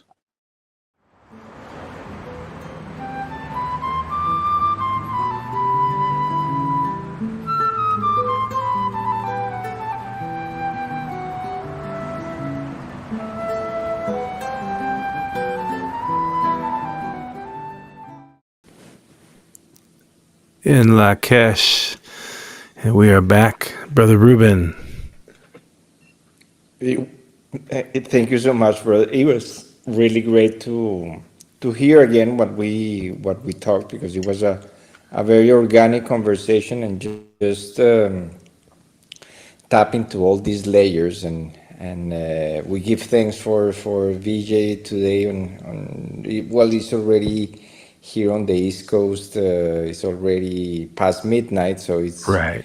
kin to 40, but we honor this powerful energy of the blue Overtone Storm, our combined kin and his kin, and analog of that year in the future, 2039, when we close the 52 2039. years. That's Yeah, right. so many layers of resonance. And today, being 225 days of the to the golden intersection, is worth mentioning Yeah. that that's the orbital period of Venus, which is happens to be in golden in golden ratio relationship with the Earth. So basically, 8 moons is 224 days. 8 times 28, 224. So basically, the golden intersection is synchronizing with the golden intersection of the year, because we are close to that benchmark There. of 224 days since we started this 13 moon year. So it's all beautiful, and it's all synchronized in the background. Absolutely. It's woven. Seems quite apparent, emergent, even. So yeah, I mean, I give thanks. That was a fantastic conversation with our brother. Certainly a blessing to finally make that connection in resonance, literally hearing each other's voices, seeing each other over the technology platforms while we still have them to use. Yes.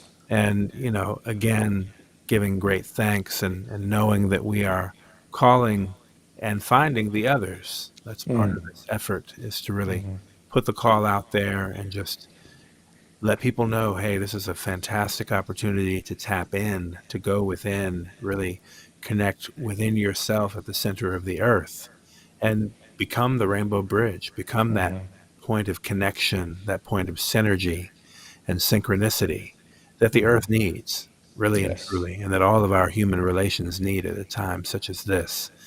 And that we have the opportunity to meet this in a very whole way, a very rooted, intentional, grounded way. And so, as we make this shift into the solar moon of intention, we'll be back here for episode 23. Yeah.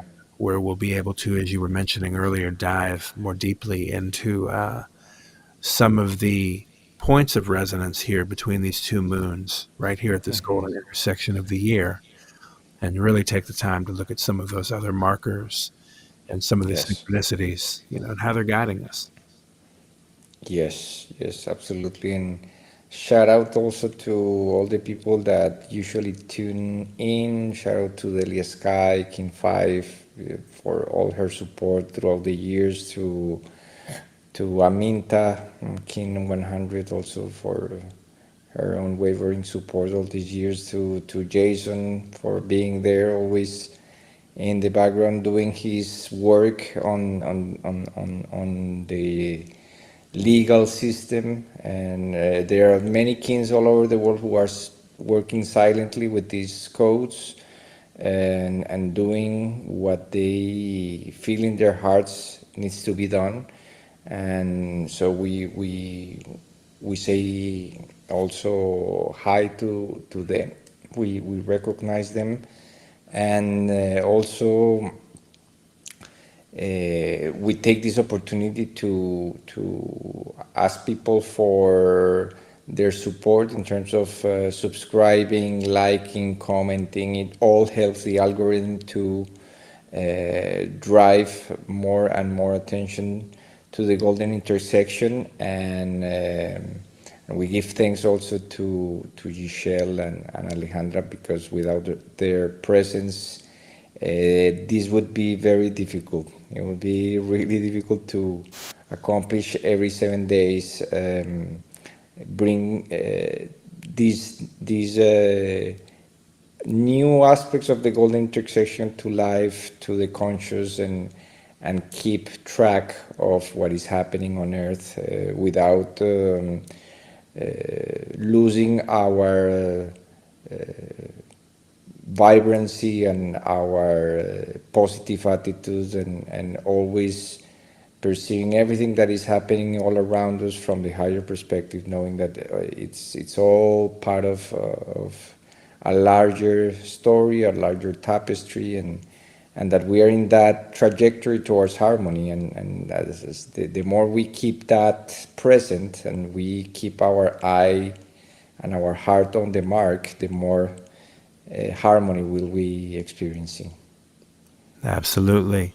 And thank you to everybody who's endeavoring to really learn some of these factors along with us. And, for those who do appreciate the numbers, we just like to share with you again the factors to pay attention to, the dates being October 14th and 15th, 2025. This is the specific timing for what's called the golden intersection of timelines. And this is the same time in which the indigenous Maya vigesimal count, the long count of the Maya, reaches 13 tunes complete since December 21st, 2012. So there are 13 tunes completed in correlation with the date October 14th, 2025, which is a very, very important layer of resonance. It's so powerful when you really take a moment to appreciate what is being indicated then at what will become the 443rd year of the Gregorian calendar, intersecting and in a way being neutralized effectively by this overarching harmonic measure. It's just a profound thing. And this is just one or two of the layers that we're seeing here. Then, of course, you have the sequence of days of the Gregorian calendar itself measuring out the golden ratio, a perfect fractal layer of that. So we're obviously excited, and I would say blown away by the synchrony, and as we've been holding this container called the Harmonic Factor for several years, just realizing as we created the container what would be gradually filling the container, basically, and really recognizing over the course of several cycles at this point, just the treasure, as Ruben has said earlier as well, that just continues to abundantly reveal itself as something to recognize and really pay homage to. And so the ceremony here continues. Thank you to everybody who's tuning in with us. Again, big shout out to Michelle for that amazing opening video this evening. And big love to Alejandra for all the support always. And we look forward to tuning in with everybody in the next episode. In the meantime, be sure to, if you haven't already, sign the ongoing petition, Calendar Referendum Initiative 2028. This is on the timeline after the golden intersection of timelines, of course, because the work continues. But certainly become one of those folks who sign this and share this as well with others. We do have a goal by October 14th to reach 144,000 signatures on the petition. So right now we're around 14,000 signatures.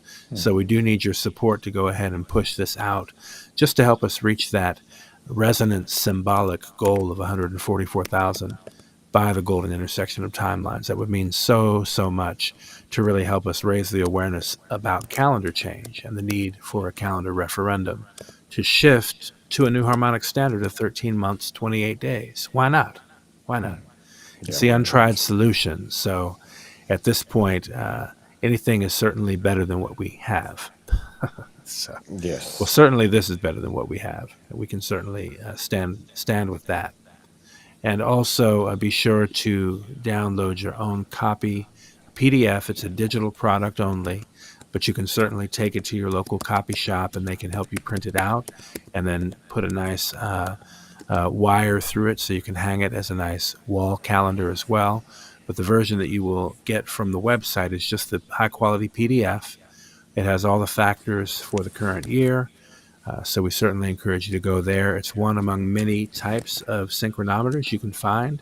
So we want to encourage you to get any among the plenty of them available. But certainly, if not this one, we encourage you to get the Galactic Calendar, 13moon.com, as well as get the Star Traveler's Almanac of Synchronicity from lawoftime.org.